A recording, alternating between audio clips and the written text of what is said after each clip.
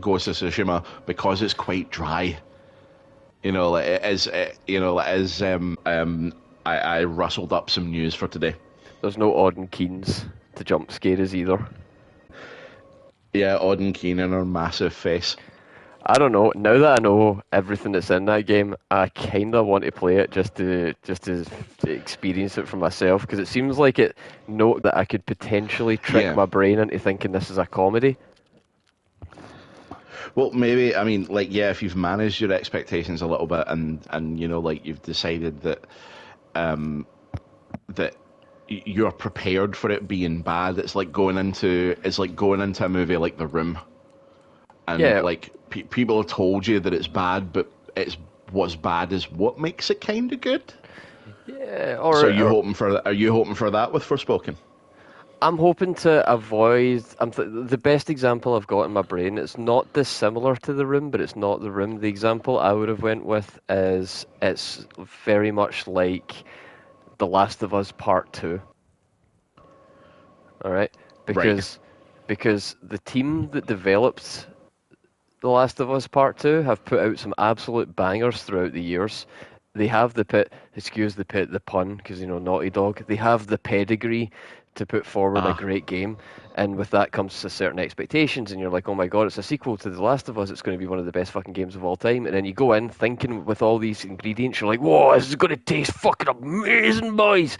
But it's like when you're a freak like me, and somebody puts fucking coriander in something, and all of a sudden it just tastes like soap Yeah. and you're like, that. All the ingredients for something delicious are here, but for some reason it just tastes like soap. What's happening? Blah, blah, blah, blah.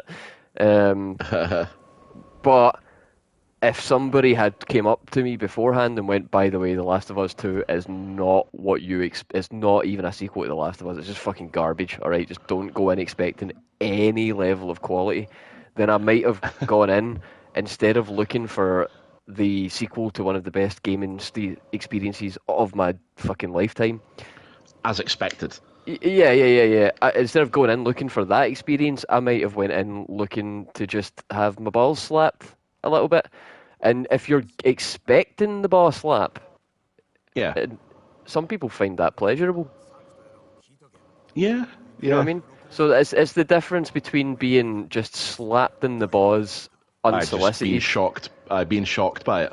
Yeah, and the difference between being like a shock, forceful impact with the balls that you weren't expecting versus like somebody just kind of gently caressing them. And you're like, It's I don't really like that, but I appreciate you being gentle about it. it's like the boot and the Stones versus the Rochambeau. Yeah, something like that. It's like it's like we've gone from CBT, but the T's went from teasing to torture, and you weren't aware about it the first time, you know. Do you know what? You can tell a lot about someone by what they think of first when you say the acronym CBT. No, any acronym, dude. Any acronym this works with. But well, with this one specifically as well, because like CBT can stand for obviously what you've just mentioned. It can stand for cognitive behavioural therapy, Yep, and it can stand for combined bike test. that's right. So, so you're, it's like it's like asking someone to say the word, and it's ununionized or unionized depending on what sort of person you are when you're reading it. Fuck. Oh, I'm really having one of those days. Oh no. Both of my fucking lighters are not lighting. I cannot play like this. I cannot perform in these conditions. I've just had a fucking machine steal my fucking bank card, so I've got no Oh, fucking money to pay for fucking food, and I've not got a the, fucking. I'm not getting any smoke. This is the last of my fucking smoke, and I'm not even got a lighter. Ah! this is what you're here for, folks. The human struggles. I don't give a fuck what they're here for. I know what I'm here Yeah. for, and it's. The, Ah! Oh my god, how do fucking cavemen make fire? I will literally, this stream will not progress past me banging rocks together in the fucking garden if I can't make some fire soon. Hope you all are interested in the sound of stone and slate getting beaten with a If you fucking... listen just if you listen just right, you can hear him light the gas ring. Gas ring! Gas ring! Oh my god, gas ring! Like, oh, outstanding.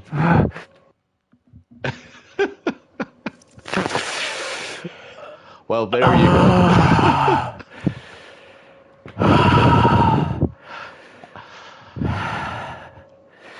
Well, good night, everybody. We peaked early.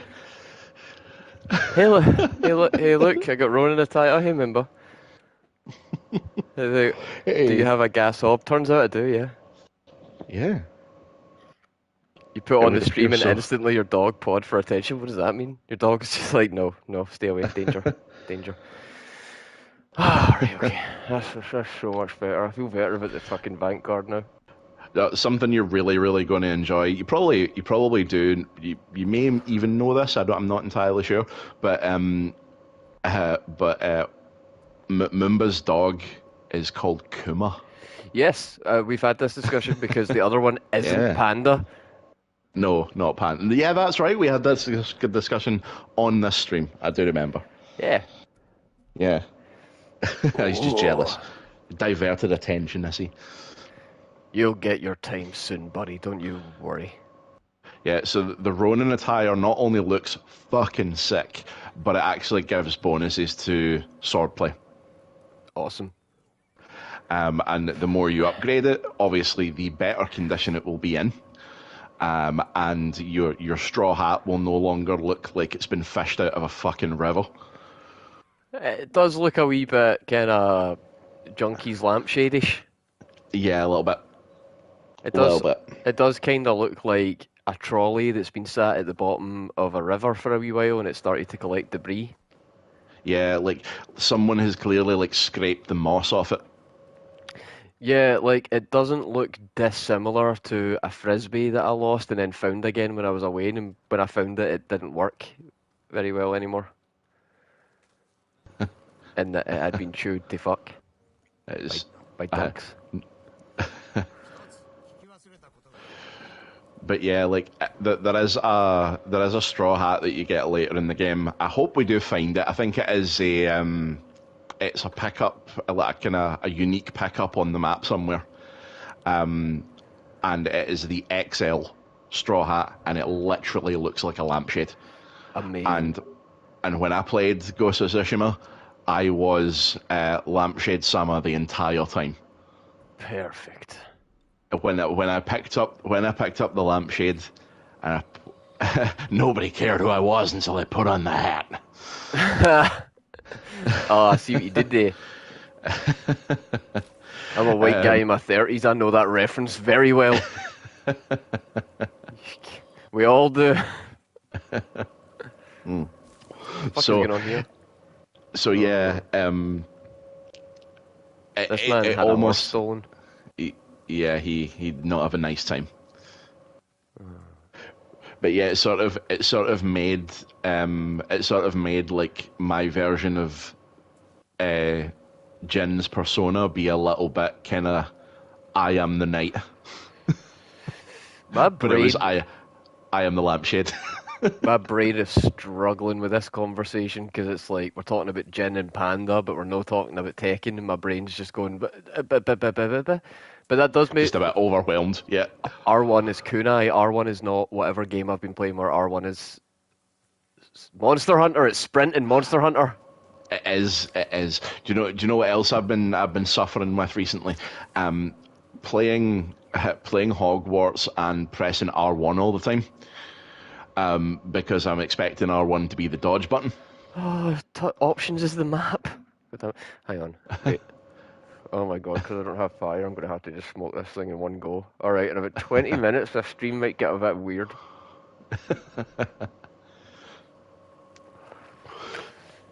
It's a Yep, scrapey one okay. as well, so I'll probably smoke bits of metal and like, map! So Uh, yeah, I've been suffering because of the R1 Final Fantasy dodge. Fuck yeah, I need to go back to that, but I've been too wrapped up in Monster Hunter. I'm nearly HR 200 now. Now I suspect that my next sitting of FF16 will be the last one, which is exciting. I've kind of got to what I expect is the last smorgasbord of side quests because everywhere is lit up with fucking green exclamation marks. It is exciting, but I also want to shame you just a little bit. Go for it. Sandy finished it before you. He Okay, he don't even like that does, Final Fantasy, bruh. that does hurt a bit, but I Finished it am this morning.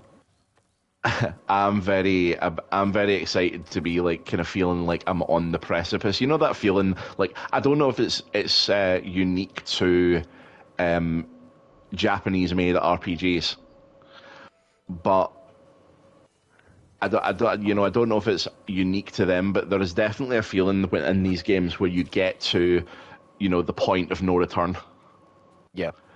and you realize that this save point is your last save point. Yep. And you are very tempted to put it just a few slots down so you can come back to it. Yep. Like for example, like I don't know how how much you like remember like these things, but like the one of the ones that always sticks in my mind is Final Fantasy VIII because the last save point is literally just outside the boss door at the end of a bridge, and it's like at the top of Ultimacia's castle. God. And I don't know, it's it just seems quite memorable. For me, it's Northern Crater. Aye, Northern Crater is good. Well, I didn't want to mention that because in a few weeks we'll probably be seeing it.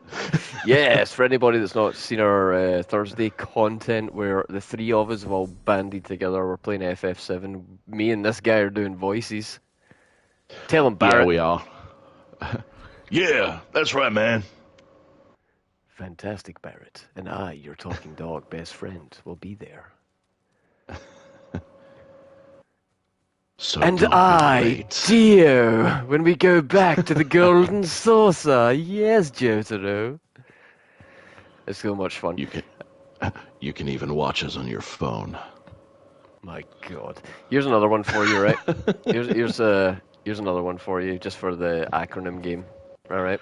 Yeah. Okay. What's the DP to you? Oh, right. Okay. This is going to age me badly. A DP is a display picture. Oh, I hadn't even considered that one. Yeah. The DP is a display picture on MSN Messenger. That's how old I am. Ooh, So fuck. there you go, guys. God damn, I hadn't even considered display picture. That's fucking wild. Yeah. How's that for a take? All right, so what was it? See, the last one we had the three options, which was like, what was the last one was CBT. So you either need counseling, you're a pervert, Yep. or you are. Not a pervert. Not a pervert. Just a slight deviant. I said what I said. You said what you said. And Okay. Okay. Stand by it. I respect absolutely, that. my small sensitive balls don't look kindly on that sort of thing. All right, none of that. None of that. Fucking your wrongins. But yeah, the other options were combined bike tests and cognitive behavioural therapy. All right, so one's mechanical, one is bettering yourself, and one is just straight up torture is in the name of it, my dude. Like, Man, I have had my fair share of mental health things. oh, so Right? glad you didn't say torture. No, I've had my share of mental health things, right? But I always found CBT to be too wishy-washy for me. Like it was all very much, be your best self. Yeah, Learn to celebrate you, and I just like remember that it's all about actions and reactions, and we can only choose how we react to things. It's so fucking sugary, and I hate it. No, no, thank you. All right then. Fuck, door unlocked. We Yep. see the thing It is, was. there's So there's there you go. I'm no giving insight too. apparently so. There's no possible way that you could like two guys come to my door, right? Knock knock, and the first guy's like, "Hello, I'm here to talk to you about CBT. It's the cognitive behavioral therapy. I just want you to actualize being the best self you can be and make it reality so that you can improve your life and your cognition." And I'd be like, all right, okay, hang on. There's another gentleman just showing up. What are you selling, sir? And the guy's like, I've got clamps for your balls. I feel like, do you know Then all something? of a sudden, I could better myself. and then all of a sudden, there's a rumble for the end of the street, Oh my god, the industrial and this clamps. this and this guy on a big chopper with an immensely long beard poking out from underneath his helmet, just like turns to you and say, "CBT, mate." He's got one of these deceptively cute names like Candy. He's got an MC nickname for sure. Yeah. He's like, all right, mate, I'm Candy. Bubbles. Bubbles and Squeaker back at the base. Mon. Now at this point, do I get on the hairy biker's bike? Do I put my nuts in the clamps? Or Yeah. do I try and improve myself? I'm probably getting on the motorbike. Well, yeah, that's what I'm saying. That like your answer says a lot about you as a person. Right, okay, well, your DP question, you had display picture. I think the other two options that come to mind right away is the one that you would find on X videos. Remember, that's what Twitter is now. X videos. Yes. That's got a DP Uh-huh. category. I It does. checked. It's got a lot of weird stuff on there now. I didn't realise Yeah. freedom of speech meant shagging your stepsister when she gets stuck in the washing machine, but okay. Yeah, she's all trapped in the Confederate towel. Yeah, like freedom of speech on the public square's taking a weird form. I thought it would be discourse, but no, apparently it is banging your maw when your dad goes out for a business meeting or something.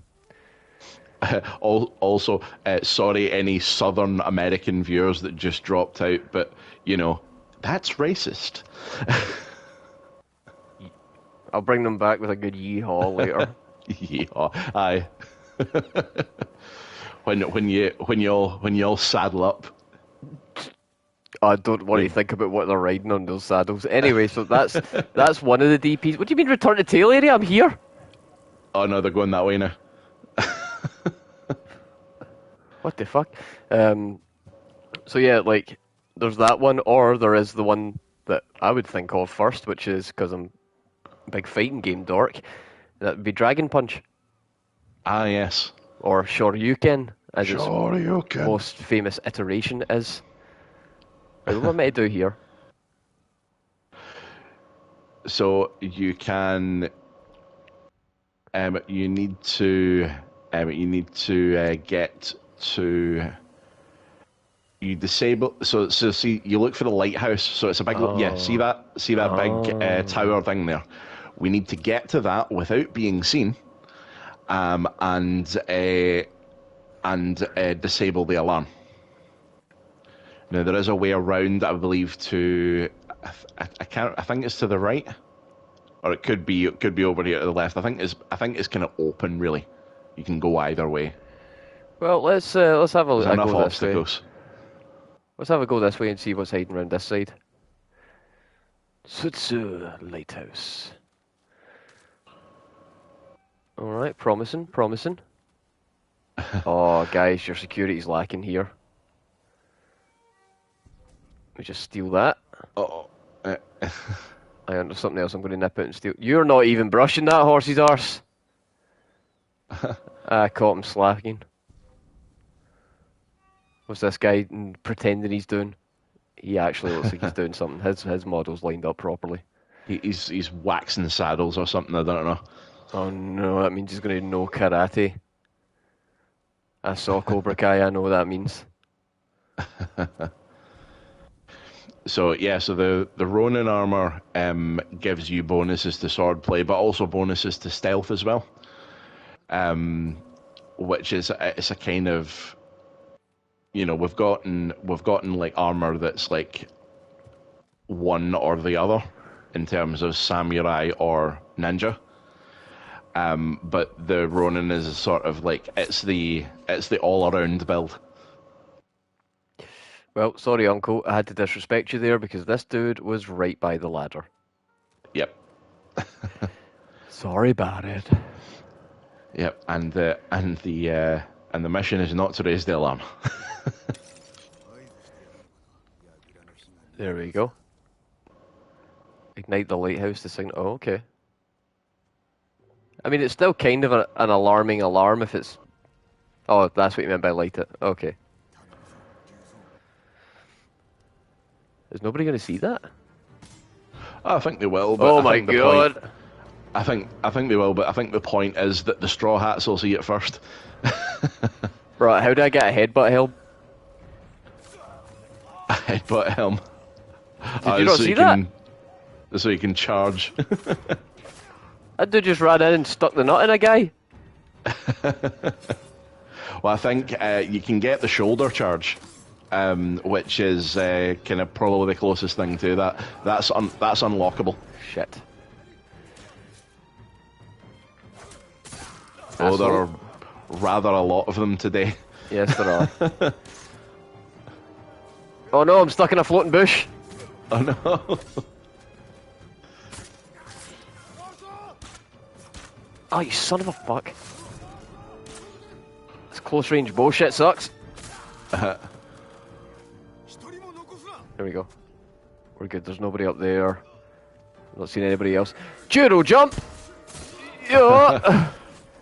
There are so many. Oh, I forgot how to fight. You got 3 kunai as well if you want to do some crowd control. Smoke all right. bombs also. I got this, I just have to remember the buttons. Wait a minute, is he one of mine? Ow, fuck, who was that? Oof. Who's that guy?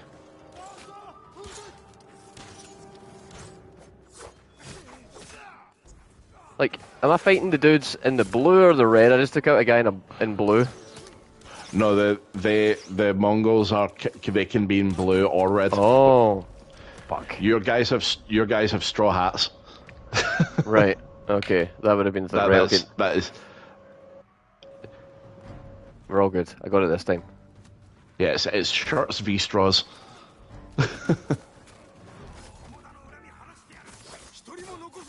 Well, that guy did not care that I hit him. Nope.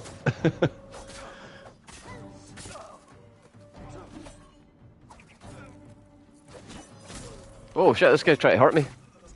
Yeah, he's got the curved greatsword. Right, hang on. It's a Murakumo user. There we go. I'm getting it again.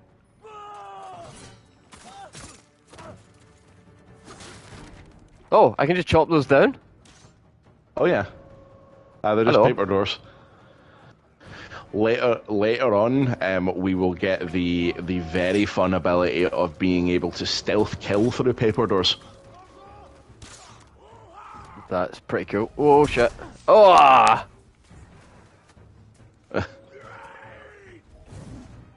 Right, you need to go down first. Oh, I'm so out of practice on this. I didn't get to play any through the week because we ended at the end of a quest and I didn't want to continue it. Yep. Yeah, well, I would started the whole the Straw Hat arc part 1. Yeah. Okay, great. What the fuck? Where'd you come from?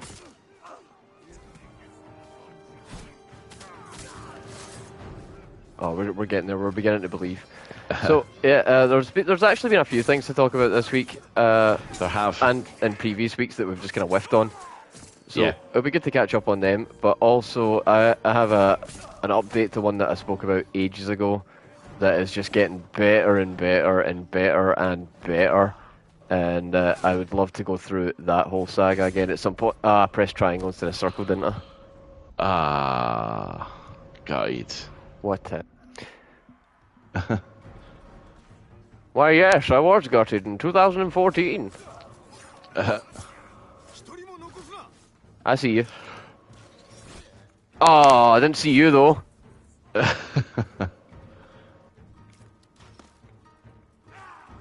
Wait, what's the, like, draw limit for these guys? 'Cause that other dude just backed off. Yeah, I think that they do have like an aggro distance. Oh my god, the guy with the arrows just fucking shot me again.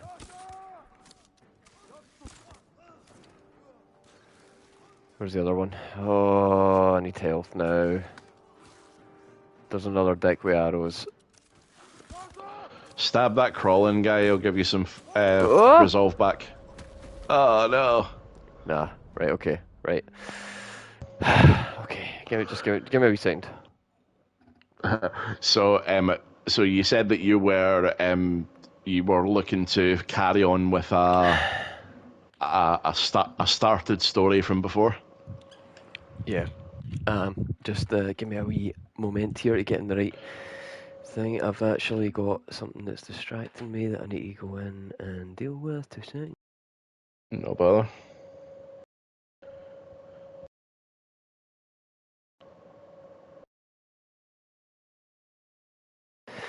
Oh, that's so much better. You ever drink too much juice and you get like a kind of sugar coating on your tongue? Yeah. Oh yeah, that was driving me nuts. Okay, right, no, I got it this time, and I'm happy to take us back over the full saga. As I remember it, I was wanting to get a wee recap of it before we came on, but I did end up falling asleep, so, you know, is what it is. Anyway, do you remember me beginning to tell you the saga of Billy Mitchell, video game player of the century? Indeed, I do. Well, let me take you through the saga, just up until where it was, and then I'll continue on with the new information. So, Billy Mitchell was the first person to have performed a perfect game of Pac-Man, which in the 90s, you know, that was a big old deal, boy. Games they really weren't what they are now. Namco was kind of king of the arcade, back when arcades were still a thing. People took Pac-Man seriously, Donkey Kong as well, and that was another one of his accolades. He was supposedly the king of Kong for playing a perfect game of DK at a convention for mortgage brokers, I believe. Weird thing for them to have as an attraction, but okay. And yeah, weird choice. But maybe he has one or something, I don't know. But anyway, so this dude, he is the king of Kong, and at a ceremony in the 90s, I believe it was E3, back when E3 was a thing, he was brought on stage by, I cannot remember the dude's name off the top of my head. Nakamura? I want to say Namco dude? Like, big deal anyway, right? So he drags him onto the stage, and he hands over this plaque. Muskrat? No, we've not done that yet, don't worry. We'll get there. Right now we're talking about my favourite video game player of the century, Billy Mitchell, who I'll have an alternate title for in a second, but I'm building up to him. Anyway, so Billy goes in, he goes up and he receives his award, and from that point on he is telling the story of the time he was invited out to the stage at E3 in front of Nakamura-san himself to be presented with the plaque for Video Game Player of the Century award, alright? And if you go back and watch footage of him in interviews, he refers to himself as the Video Game Player of the Century so many times. Now, something that has been pointed out by other people in other videos and stuff like that is that's a really shit title. Video Game Player of the Century. Why not just like Gamer of the Century? I know, it's like they're trying to gussy it up a little bit. Like how much was the printer giving you free letters? What was going on?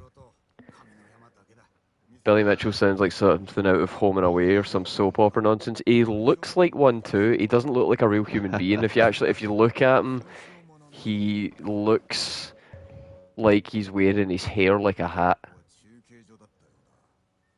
There's a good chance we'll get dragged into a lawsuit, by the way, Susan, that talks bad about him, so sorry, bud. But anyway, so this is he absolute... litigious? Oh yeah, no, bad for it, we'll get there. Anyway, so Okay. at this point, it's the 90s, he's just been handed over Video Game Player of the Century, and he's going on to do a circuit where he's telling everybody all about it. A documentary's even made about him, you may have seen it available on streaming platforms, it's called The King of Kong. Ah, yes. Yes. So, we got him in, he's talking about what it's like to be recognized for his achievements in Pac-Man and King Kong, Donkey Kong, and he's got like loads of other things as well that nobody's seen. But trust me, bro, I'm really good at lots of things.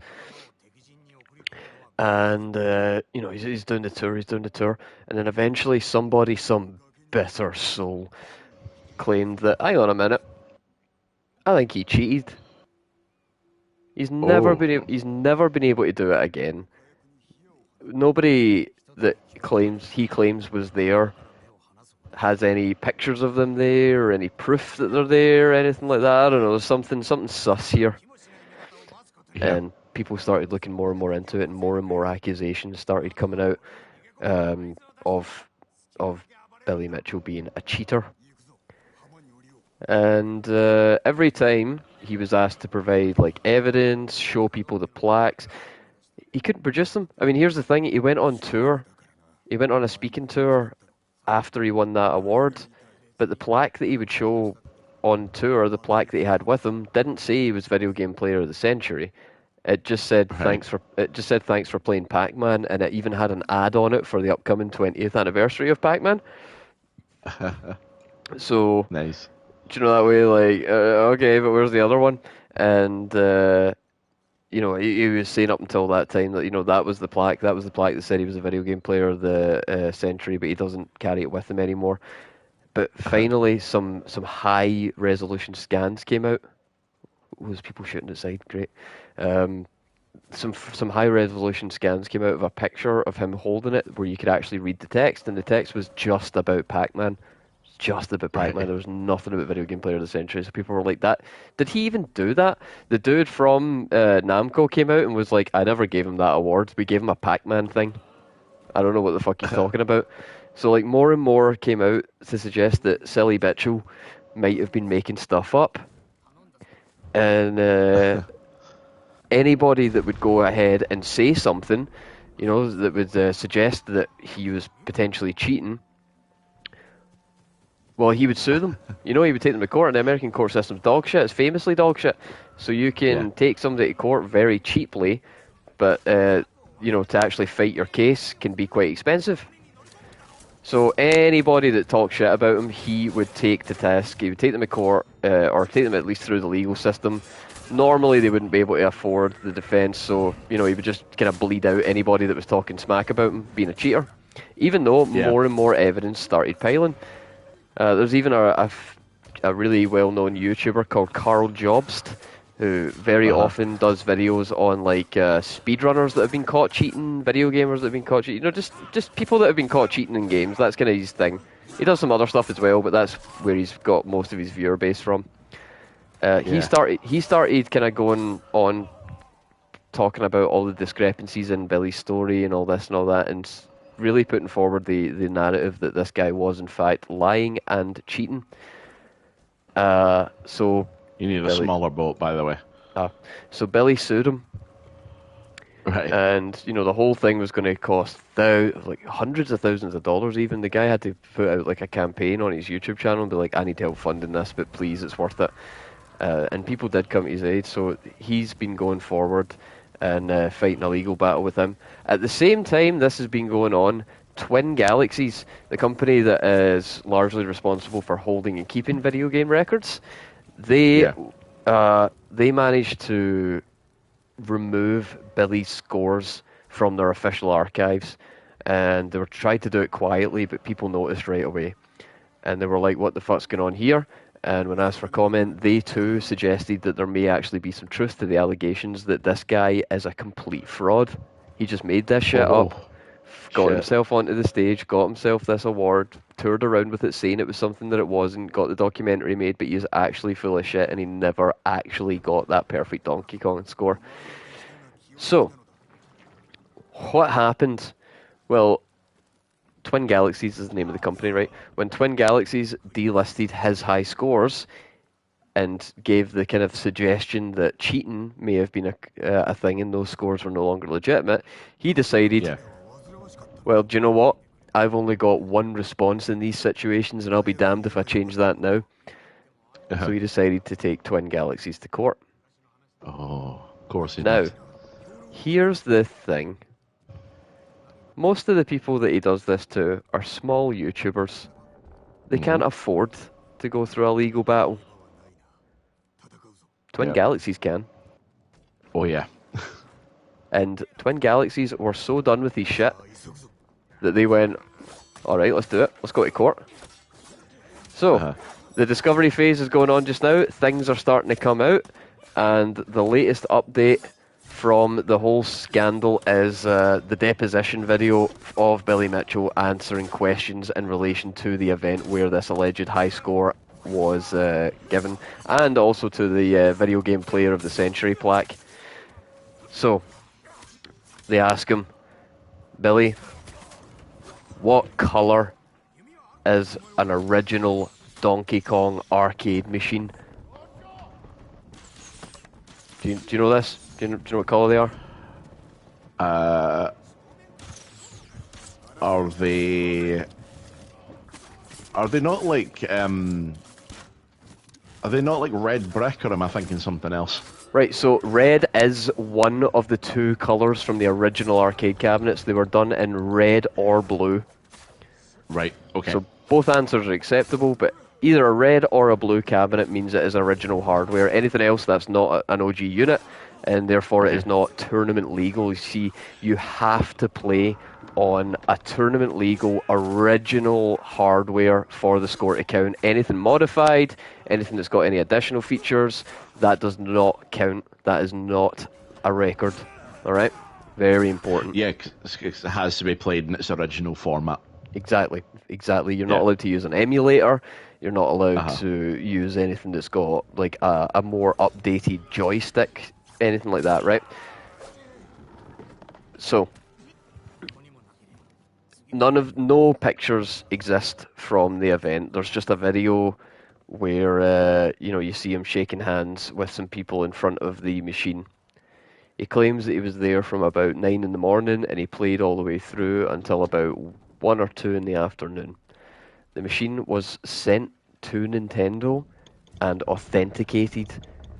It was then put in the charge of a local GameStop manager who had the keys. He fitted all of the AV equipment to record, because remember, this is back in the 90s, right? So you got to actually hook up a VCR to this thing with like a monitor and hit record on a VCR tape, right? Yeah. So this dude from GameStop allegedly comes in and does all this. He plays and plays and plays, and finally he plays the perfect game in front of, in his words, thousands of people that were at this conference, which again, I remind you, was for mortgage brokers. Thousands of attendees. We're talking, like, the way he paints it is as if he was at Download Festival. Yeah, aye. But for mortgage brokers. So, well, for me, that's a hole or a wee bit of a red flag. I'm pressing X to doubt that claim, but anyway. Yeah. So this guy came in, he played the games, he got the score, he managed to put the score in because, obviously like the guys from the organisation that deals with the records, Twin Galaxies or whatever, they were there. So they could see it, they could verify it. Yeah. And then, there's a video of him being taken, just shaking hands and all that. No footage of the actual game or whatever, just there's like another attempt that he did at it that there is video footage for, and I think that's where the initial claims of cheating came from, because there was a few, it looked like the video footage of the game had been edited, I think was where the initial accusations came from. There appeared to be like was there like things that could be construed as like cuts maybe in it. Yeah, yeah, there was like jumps in the score that didn't make sense and stuff like that, you know. So it was theorized that he may have spliced together the footage of like several runs and tried to match them as accurately as possible. But obviously, you Ah, can never do the same thing twice. So the score was a little different. So it jumped in like weird ways at some points, yeah. and that's kind of where the first accusations came from. So again, this one, no real footage to speak of, nothing like that. Oh, I could have released that this whole time and just Yeah, let it he go could wild. have. Yeah, he could have released the bear. Yeah. Oh, He well, is still dangerous, by the way. I would maybe shoot him. nah, you can just live on the boat. Well, well, yeah. Either shoot him or get out of the way. Remember, he has currency for outfits. Ah, shit. Sorry, bear. Oh, fashion beats digital life. I'm sorry. Where is it? Oh shit, there it is. It went back in his cage. The fuck? No, bear, you're free. Run free. Oh, bear, they got you. Have Oh, you seen how that? could they do Have you this seen? to you? Have you seen this thing with the sun bears? What? Apparently, like there's this thing like that is kind of virally happening on the internet where people in a zoo have convinced themselves that the sun bear looks like a guy standing in like when it stands on its back legs it Oh, looks like a guy in jeans just right. because of the way the fur folds about and it looks really really skinny at the bottom. Yeah. I did see this just And before we came on, and I was like, that's yeah, fucking nonsense. This is the same as like people saw hills and thought there was ice giants.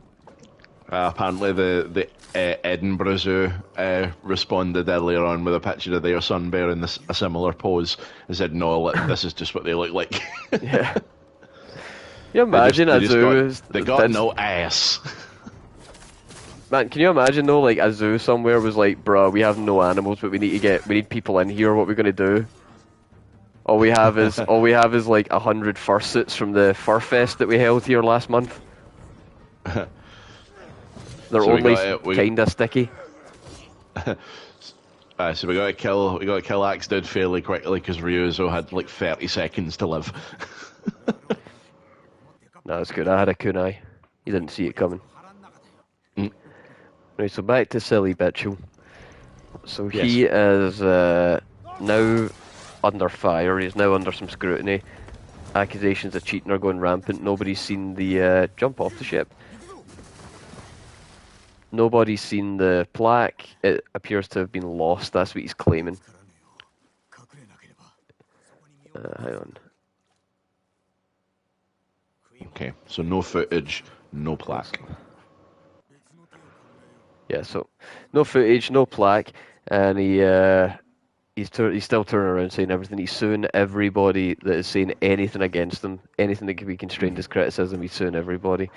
So he decides to go after Twin Galaxies, and Twin Galaxies decide to fight back. So in the discovery phase, some new pictures that have never been seen before from this event have arisen that show Billy on the arcade machine, that shows the arcade cabinet in the background. So in the deposition video, we see him, he's been asked some questions. One of the questions he's asked is, what colour is an original arcade machine? And he says red or Yeah. blue. Take a look at the picture. The machine is it's red. It's fine. Yeah. That lends to his story. It may still be original hardware. There's nothing damning here. And then they ask him, all right, what about the buttons? How many are there? And he goes, 1, 2, 3, the joystick. And they're like, all right, cool. How are those buttons laid out? You know, this is 1, 2, 3, and he does the motions. He shows it. They're like, right, okay, fair enough. And what about the joystick? And he says, black. And the guy's like, any other colours? The machine came in 2 colours. What colours were the buttons? And he was like, the buttons were blue or red. And he's like, all right, so what about the joystick? Did that have multiple colours? And he's like, nah, black. Well, white, some of them were white. Those were original, but black. It was majority black. Some of them were white. Yeah. Uh, but he said very clearly in this deposition video, I've only played on black sticks because they are the most because they are the most common original one. And the guy says, all right, so if there was one that was like another color other than black or white, you would know that that wasn't original hardware right away. Therefore, you wouldn't play the round and it wouldn't be an issue. And he's like, yeah, I would never play on anything that wasn't original hardware. And this machine that I played on for this event was original hardware. Take a little look at the picture of the machine from from this new picture that surfaced for the first time in like 20 years. If you take a look at it, the stick's red, bruh. Stick's red. Do you know what the difference between a black stick and a red stick is, apart from color? You can't make double entendres out of red stick quite so easily. No, you can, but it's all about dogs. Yeah. Yeah. No, the difference is the original hardware black stick is a 4-directional input. It can go up, down, left, right. Red Yeah. sticks were introduced in future machines and allowed for 8-directional movement, including diagonals. So that meant, in the context of Mario, fucking Donkey Kong, you could basically hold down and left to make him go along the ledge and then immediately start going down a ladder. Whereas before Yeah. you would have to go all the way left over the ladder and then press down to go down the ladder. Right, so it was almost like a prepared input. Yeah, it was like input buffering, essentially. It makes the game significantly easier. So, that kind of puts a hole in this theory. But it's okay because Billy himself put forward a list of people, a list of key witnesses, people that were there that can verify his story. So surely they're going to corroborate what he has put forward, and there won't be any issues. All right. First up, we've got that GameStop manager, the one that put the thing in. He can surely verify what's going on with there. Oh, no, he said he wasn't there, and he never did any of that. Oh, Oh, that's awkward. yeah, a little bit. All right. Well, what about somebody else that you said was there, the like directing manager of the convention? Well, she said she wasn't actually there for the attempt, but she heard about it. Uh-huh. Remember he said he was playing from like 9 till 11.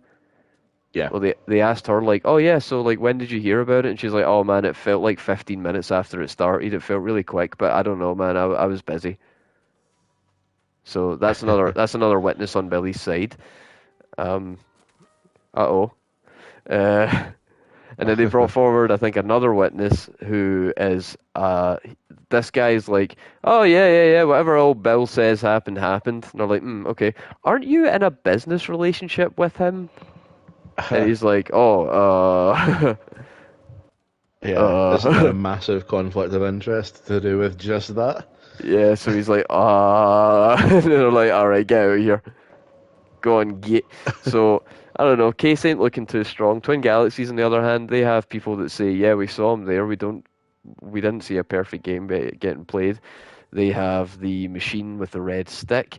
They have the fact that Nintendo themselves are saying that we never issued any kind of award for any of this. There was, they have, No video game player of the century to be had.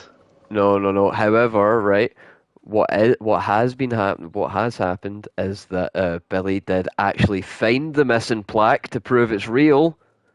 Oh my God! He posted a picture of the two plaques sitting side by side, saying that they'd been found. Right. Now, the picture that he put forward of this plaque, right. You know how phones. You know how phones have like updated to a point where there's like back in the day, right? You could get like a Nokia 3310, and that thing was just indestructible. But it didn't have like a camera, or it didn't even have a light up screen on it, right? Yeah. And that was the norm for ages. You would get screens, no backlights, the 1 to 9 input, the beep beep beep beep beep beep beep, that kind of input. and you would make like ringtones out of the beeps and stuff like that. That was the norm. And then eventually, some absolute fucking mad lad came up with the idea of a phone with a backlight. Yeah.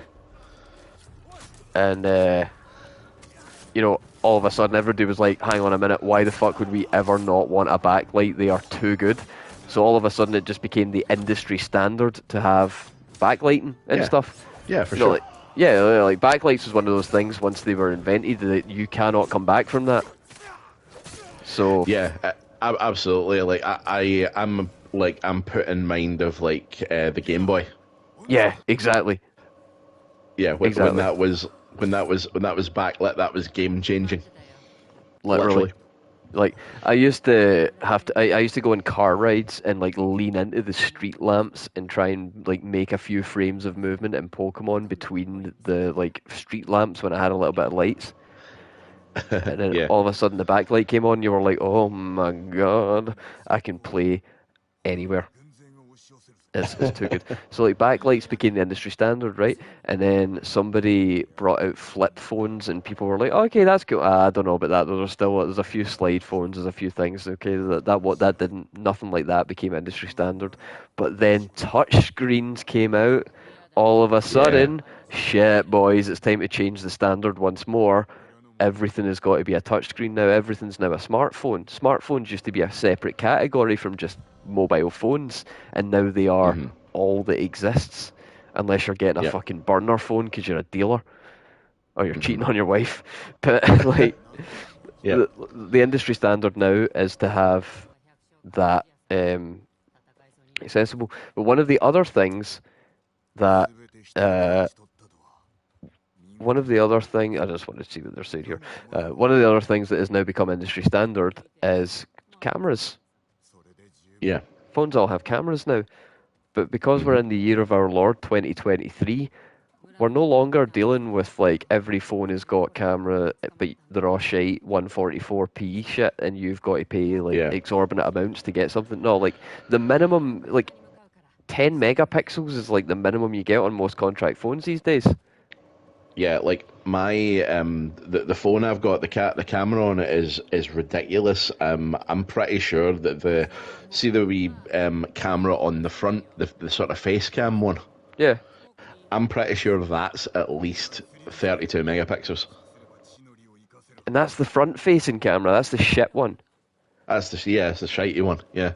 Jesus. Hang on, let me just turn my phone around. This bitch has 3 lenses and a torch on it.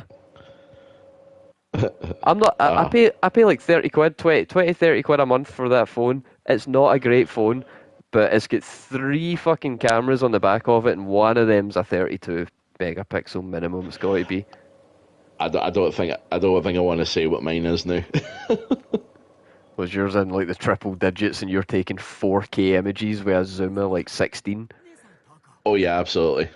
It is it's got 5 lenses in the back. Jesus. No, in fact, no. There's 4 lenses. One is a lidar scanner. You know, like the laser pointer scanner thing. Yeah, that's another thing, right? So phones these days have gotten a bit mental, right? So see the quality of the picture that he submitted of these plaques. It's got to be deliberate. Yeah. Because they are so bad, you can't read anything that any of the things say, even when it's like upscaled or whatever. The picture's just too shit quality, but that's the only picture that was provided. But people did notice right away the Pac-Man that is displayed. There's pictures of him receiving the plaque at the E3 award, right, or video or whatever. So people were able to compare the 2 plaques. The Pac-Man on the plaque that's in the picture that's been submitted is a bit smaller. But okay, maybe it shrank. Who knows? Frame's different as well, totally different.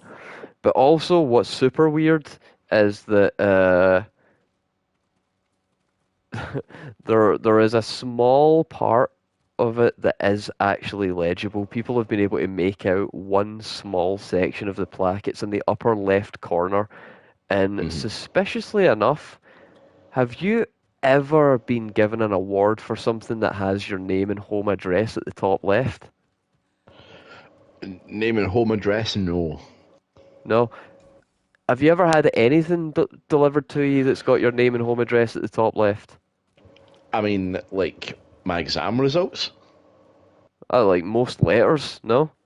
But well, I mean, like yeah, most letters and mostly if there's an address involved in the letter, like if you're writing the return address in the letter, that's usually in the top right of the Hmm. page. So why would his name and home address be on this plaque that he was given? His current home address, mind, that he was given Aye. in 1991. Why would that be on there? And also, why would the Pac-Man be different? Some skeptics, some non-believers might suggest that this is a reprint that he's paid for and has shipped out to him, and the packaging would have meant that this is like some kind of letter, Yeah, essentially. or he's just like he's printed it out himself, and he's not been able to find anything that's any pieces of paper that are blank enough, so he's just Oh, taken a letter.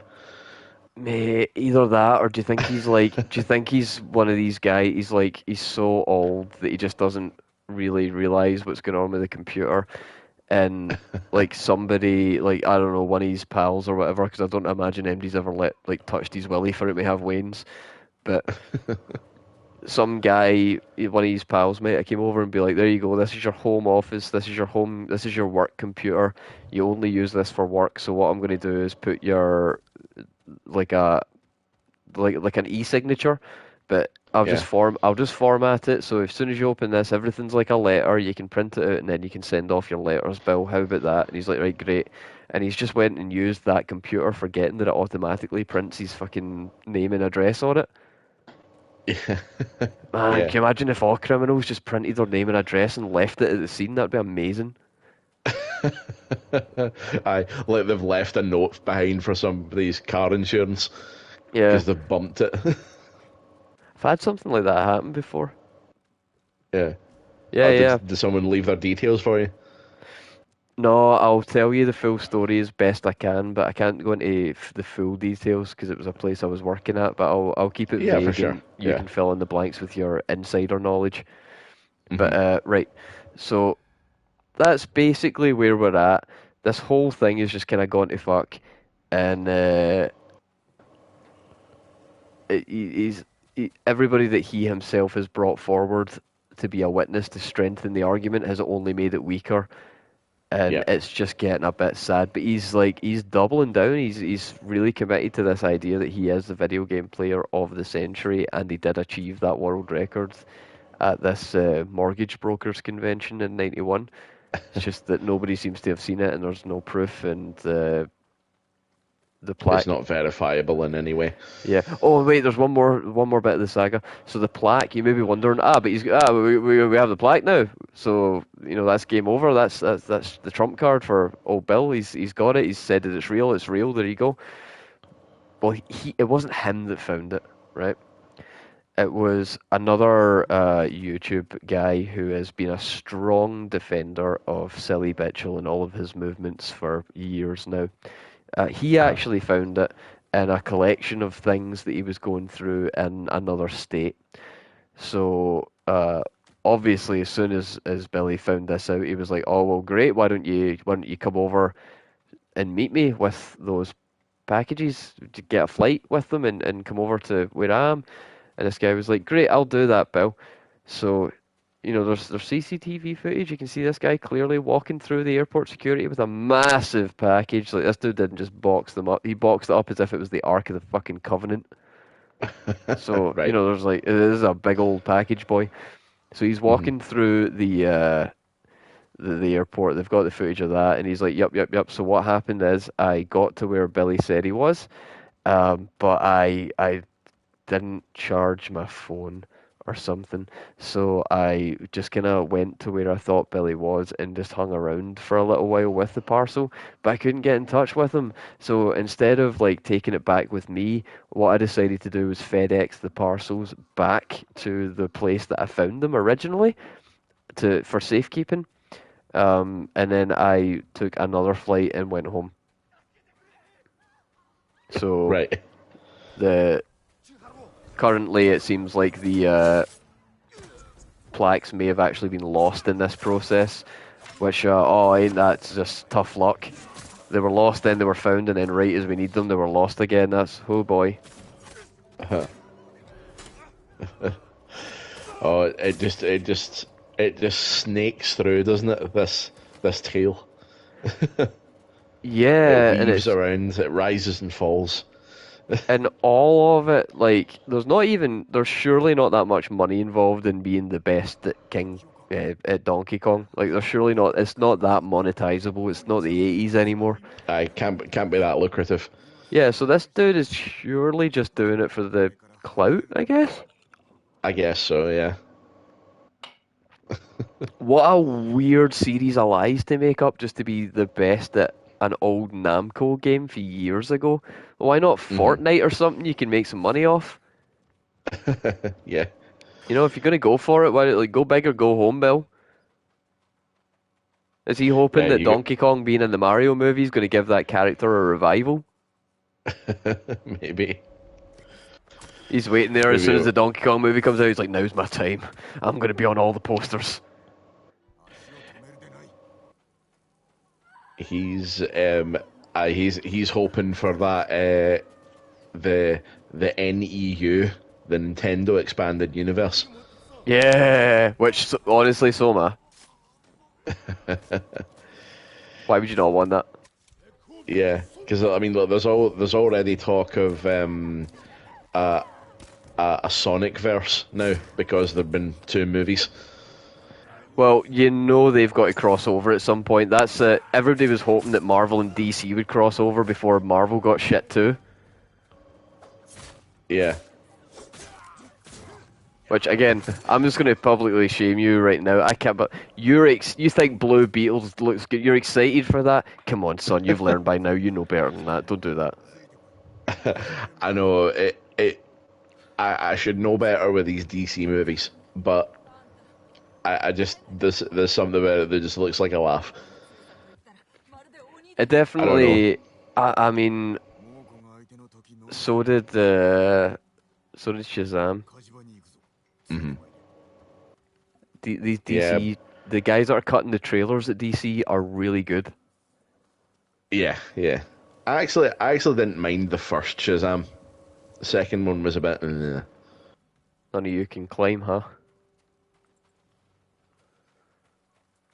Or is there more people here? Yeah, Komatsu Forge is much bigger than this, and you kind of work your way up.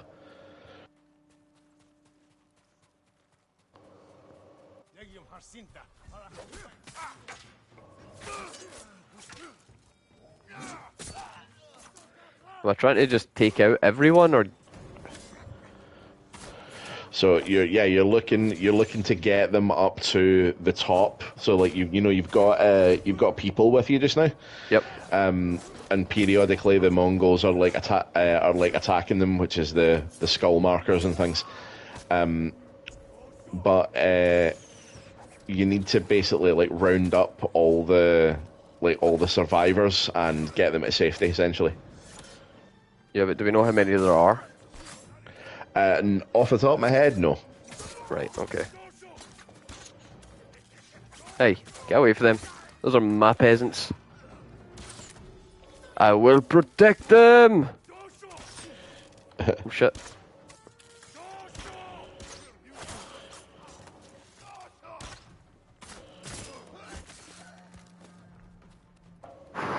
Have you seen? This is totally off topic, but have you seen the like UFC fighter who does like Dark Souls dodge rolls? Like this guy just mashes circle when he's in the ring.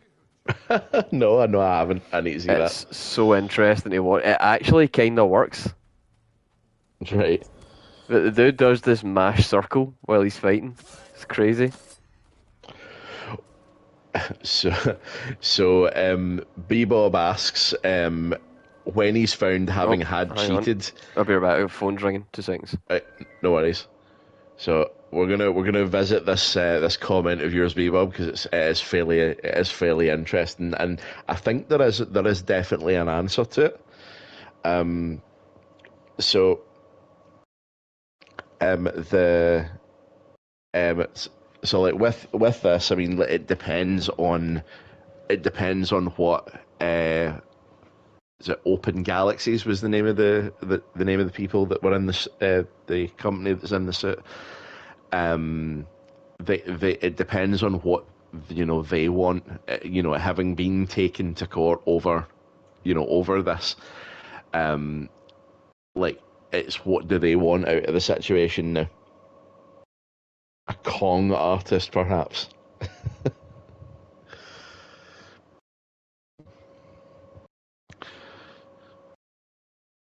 So we're almost certainly going to be getting to Act Two tonight. I'm just going to briefly dip away from that. We will be coming back to that. The because I don't know if there is a counter. Maybe Darg will be able to tell us. But yeah, I'm going to briefly turn away from that while he's away and let you know that obviously, by the looks of things, we are definitely getting into Act Two of the story tonight. Right. So so that's going to be good. Just 2 seconds. Let me just explain what's going on here, folks. I went to the cash machine before the stream, and in doing so, I put my card into the machine, and it held me ransom for the grand total of 65 pence. I was raging. But, needs must. I needed the cash out, so I was like, yeah, cool, whatever, I'll pay that. And then I pressed the little button to be like, yep, that's cool. And as soon as I did that, the machine just went out of time to retrieve card and then just reset as if there was no transaction or anything pending. So, yeah, I don't have a bank card anymore, which means I don't have any money like at all or any way to like pay for stuff unless I'm using like Just Eat or whatever. So somebody has agreed to. I'm just transferring money over to them now. They're going to lift it out and bring it over to me, and that way I've got some actual cash. Nice. Yeah. That'll get me Cool. through until I get a new card. Sounds good. Right, back at it. So Bebob asks an interesting question, which I want to revisit now that you're back. Okay. He says, see when he's found having cheated, can anyone he's sued technically sue him back for legal costs? That's a really good question. I'm not rightly sure. Hey. Yeah, so I mean, it would certainly with the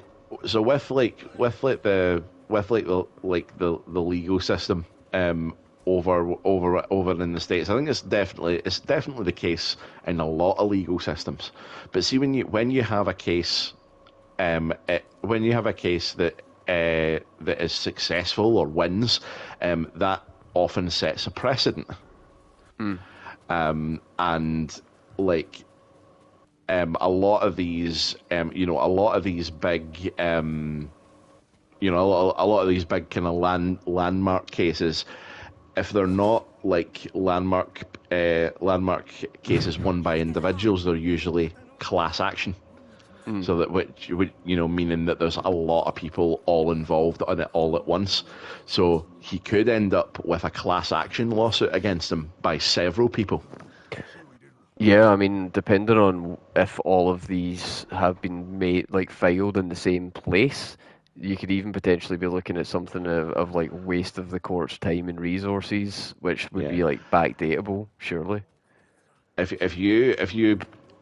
he's like taking on like kind of like various reasonably high profile YouTubers, like if they pulled their resources, they could make a war chest that would absolutely bury him.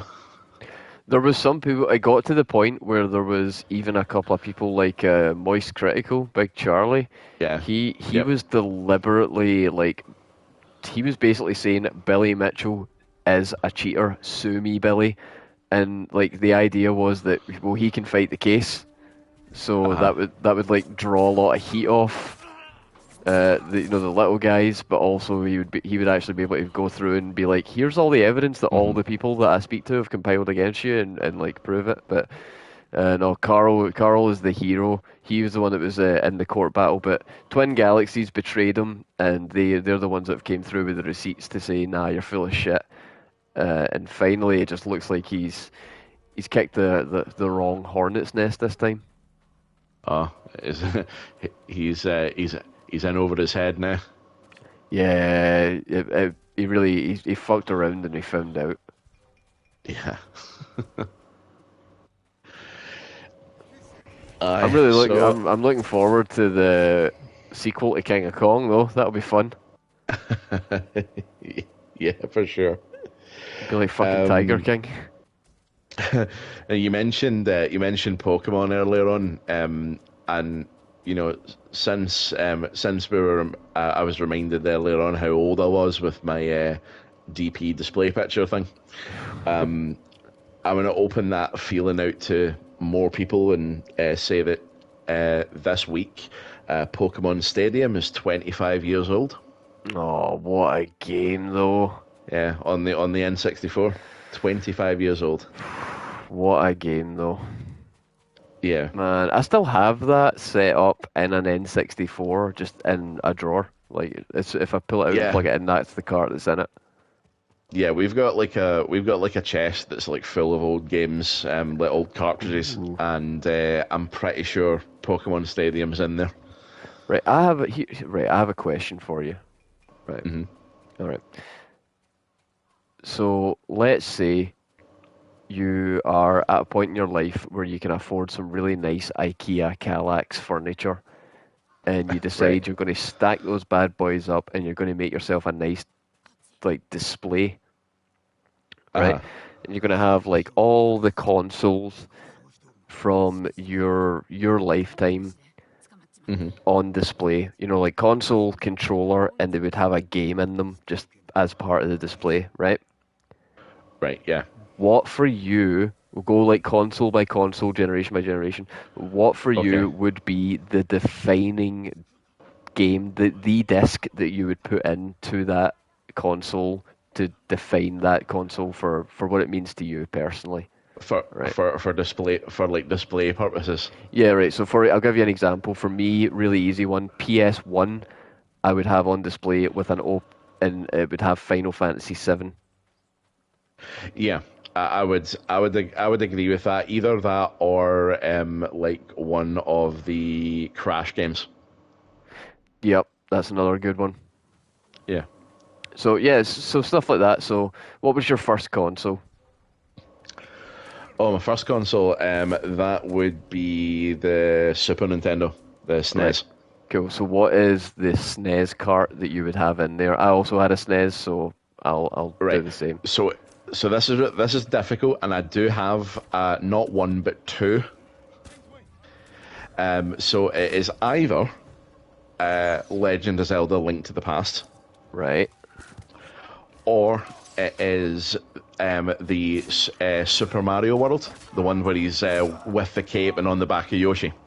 Oh, I'm sorry. Somebody's coming round to take photographs of your display. You can only have one. Right. Okay. I think it would have to be. I would have to be a Link to the Past, but that's just me. Link to the Past. Pokemon Stadium had a secret when transforming. Yeah, that was how you got yourself Surfing Pikachu. It was, yeah. Hey, still one of the only ways to get Surfing Pikachu, as far as I'm aware. Hmm.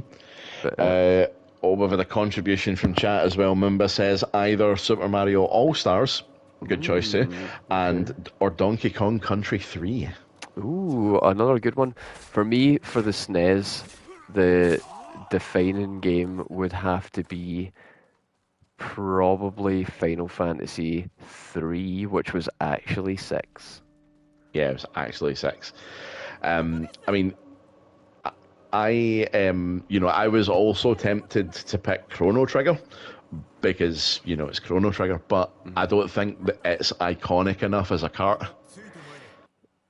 Fair enough, fair enough. Do you know what I've actually got in my SNES right now, just plugged Yeah. in? It Hmm. is, I think it's Street Fighter 2. Yeah. Nice. I Which one? think Turbo.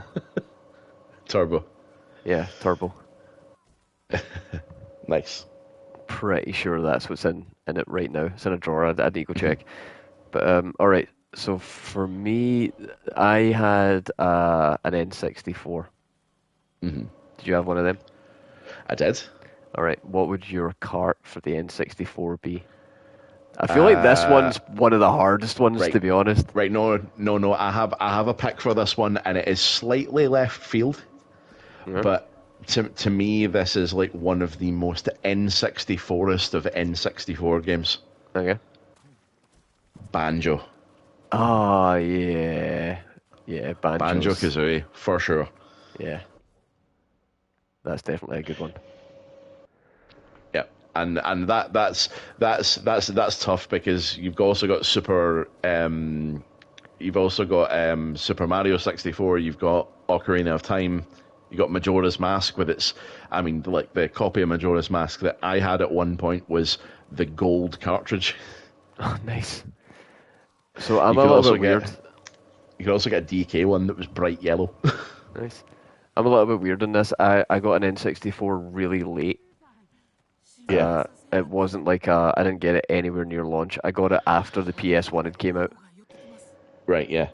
So and I only owned like 4 or 5 games on it total. The rest of them I used to rent out a Global Video Right. or borrow off friends. But for me, out of that pick, the one that made the most impact was probably either Snap or Stadium. Yeah. And Snap was good. I'm probably going to go with Snap because that's the one I think I played more. Did you ever play the new Pokemon Snap that got released a couple of years ago? Oh, I can't afford Nintendo shit, you crazy? They never discount anything. Yeah, I mean, but even now Tears of the Kingdom comes out, Breath of the Wild, it's still expensive. Yep. Sure is. That's why I still have not played it, or the Rabbids sequel. Oh shit, man, we'll loan it to you. Oh, no, don't worry. My Switch is getting some love this month. We're into August now, aren't we? We are. Excellent. As of this very day. Then yes, this month my Switch is finally going to be getting some love. Oh, nice. There's a game being released on the 17th, and everybody should be excited about it. God damn it, it might even be Game of the Year, and it's coming out on Switch, can you believe it? In the year of our Lord, in the year of the Elden Ring, no, that was last year, in the year of the Hogwarts Legacy, in the year of the Final Fantasy 16, we could be looking at Game of the Year on Switch, and it's not even, fuck, I forgot its name. Breath of the Wild sequel. Zelda. Tears of the Kingdom. Yep. Can you spot how many fucks I give kids? Yeah, for sure. Anyway. So yeah, I believe it's the 24th for the low price of 4 Juice tokens. We are getting the Switch edition of Vampire Survivors. Nice. And it comes with a 4-player local co-op. Oh, sick. So that means that literally any time I've got MD over at the gaff, I don't need to worry about what we're doing. Because that is a game even your ma could play. Yep. Literally, it requires you to be paying somewhat attention to the screen. Yeah, but even if you are looking directly at the screen, there's a good chance you've got no idea what the fuck's happening.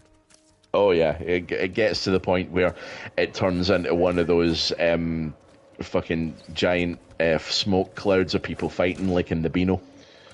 It turns into a Toho bullet hell, but it's you that's causing it. Yep. Yeah, you're the bullet hell boss. Yeah, it's insane. I fucking adore it. I've even got my preferred weapons and stuff now. I got my little build that I aim for every time. And to spin off from obviously like our Nintendo retrospective there has been a rumor that has surfaced quite recently that Nintendo is considering a late 24 window for the next generation of Nintendo consoles, whatever that means. Yeah, that's actually a really interesting talking point that I'd like to get into for a moment, because what does that mean? Because you got to think about some things, right? The next generation, the Switch 2 or whatever it's going to be called, is going to have some really weird realities to it that people, I don't know if people are going to really consider right away, but myself, a Sony fanboy, I'm able to separate the hype from the logic and work my way through it. When PS6 is getting rumoured, that's when I'll start squealing and making all sorts of bullshit statements like, it's going to read your fucking blood! It's Yeah. going to know your heart rate and recommend. Your controller can read your brain.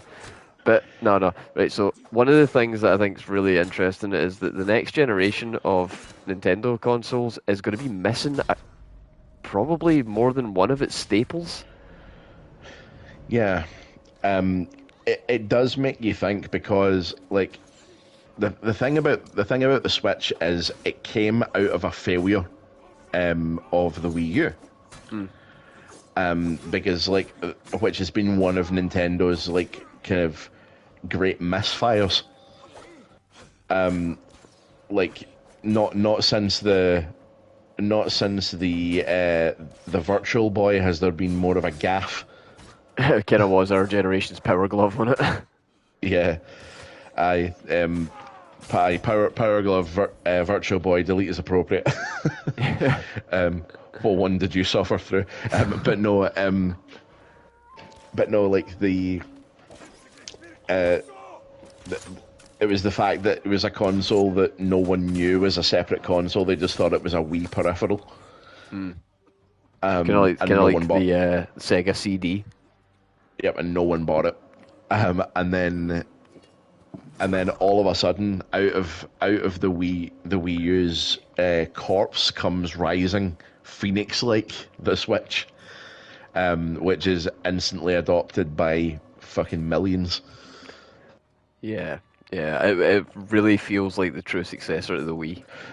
Do you know the funny thing is like it's no wonder that like this console is like is it not it's like seventh year of its life cycle.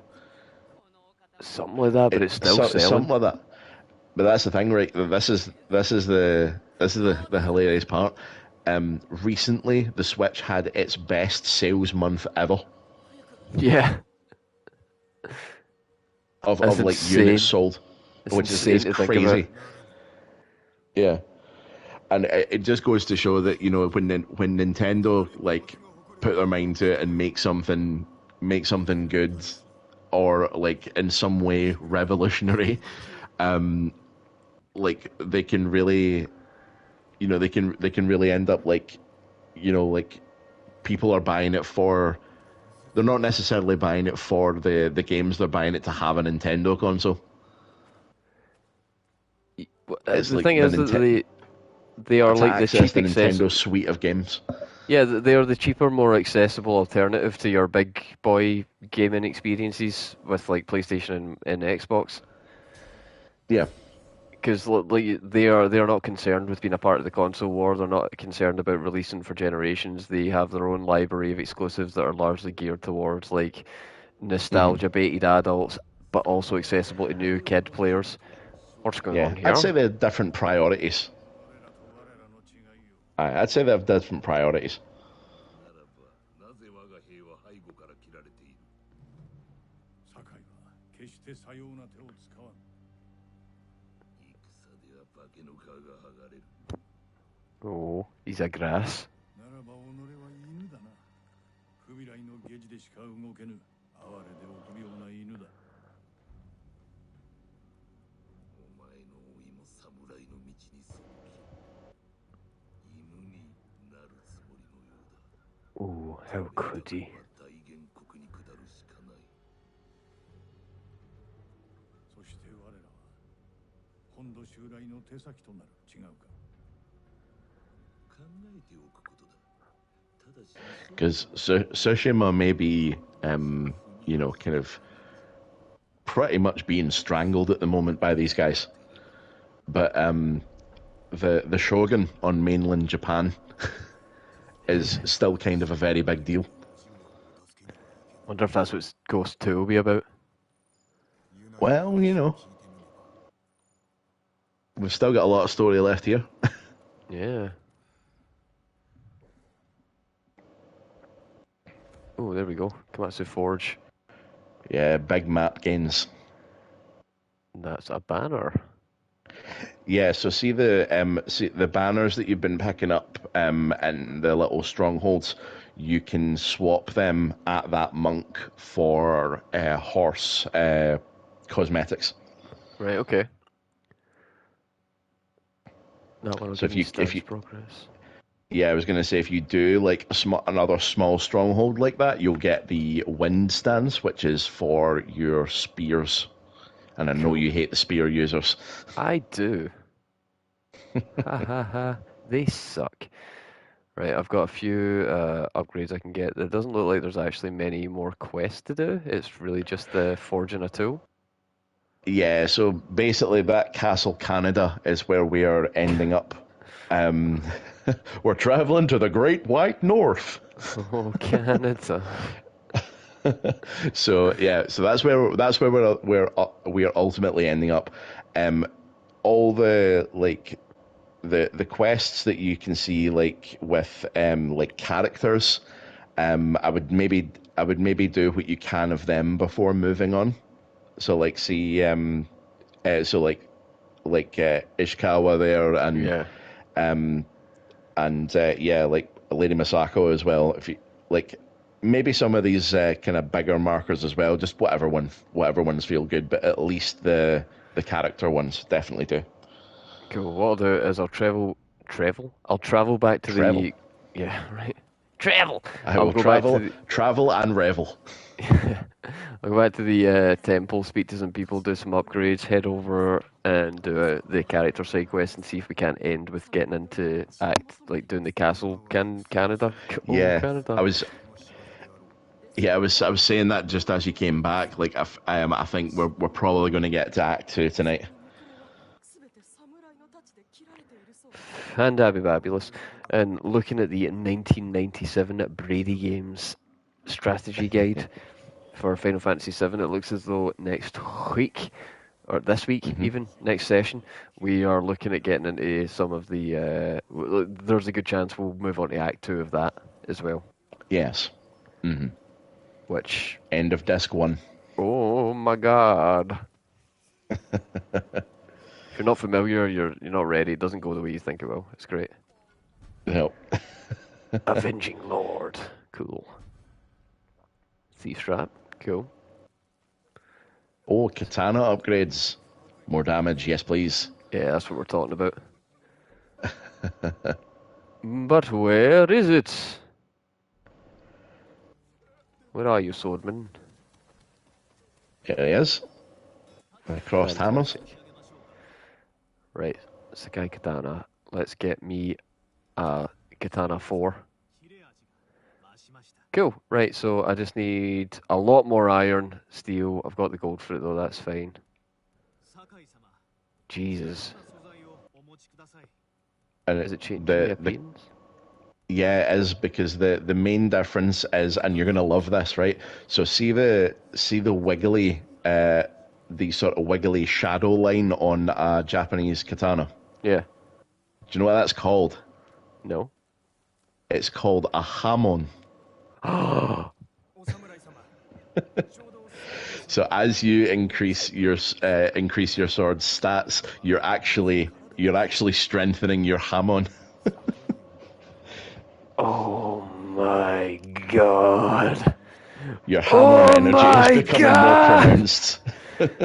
Oh, holy shit!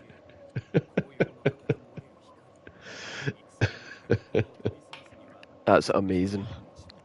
Hmm. No, I love a JoJo ref. Goddamn.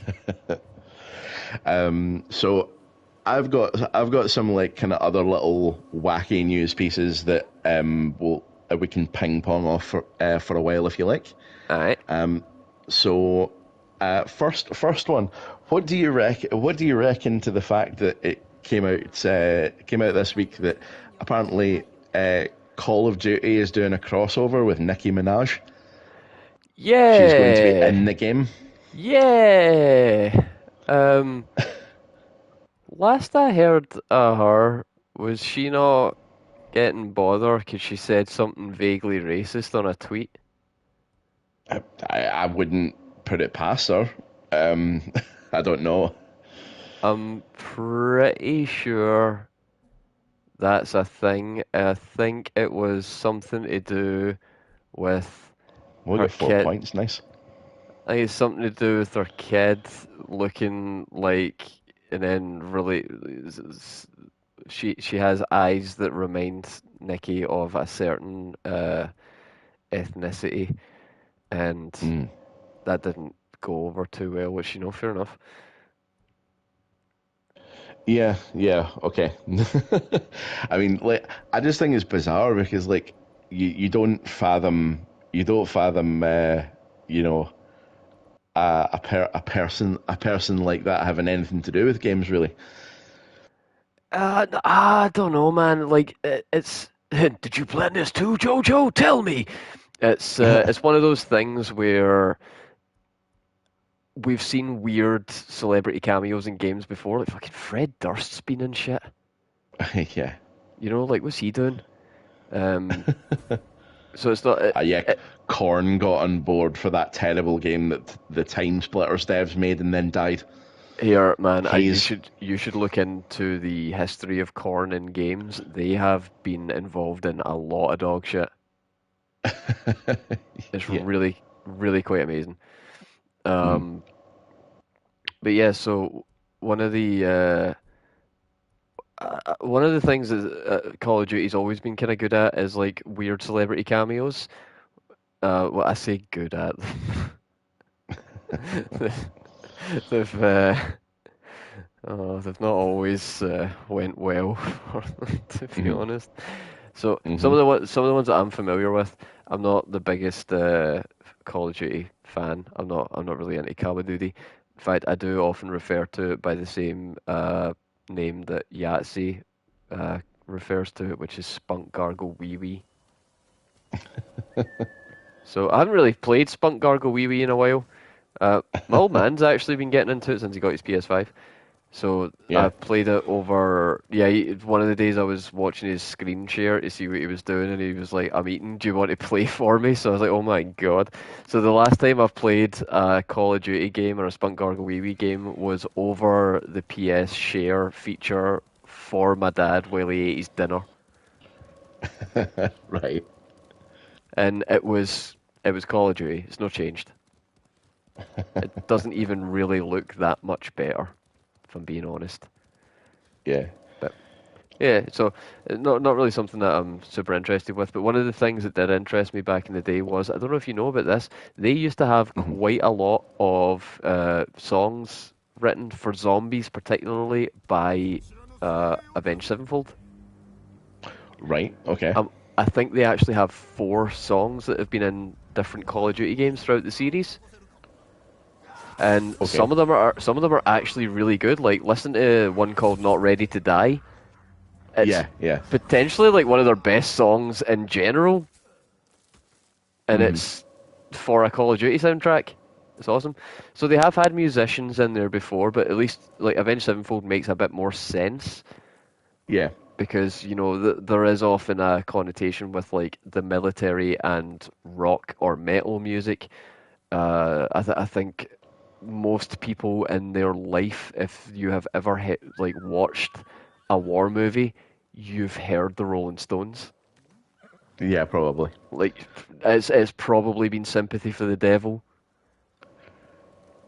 but yeah, there's just like that kind of connotation, like times like Iron Man, AC/DC and shit. Yeah, remember the first Yeah. one when he's like blowing shit up in the desert, AC/DC? That was cool as hell. Yeah.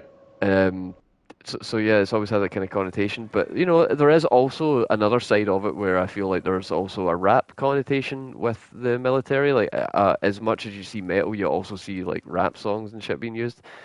Um, so it's not too wild and out of the realm of possibility. I just don't see why. Like, are people excited? Are people going to want to? Like, here's another example, right? Bebob messaged me earlier on today, and he told me that the next update for Dead by Daylight is a fucking xenomorph. Right. And at this point, I'm like, oh shit, I might actually play that game now, right?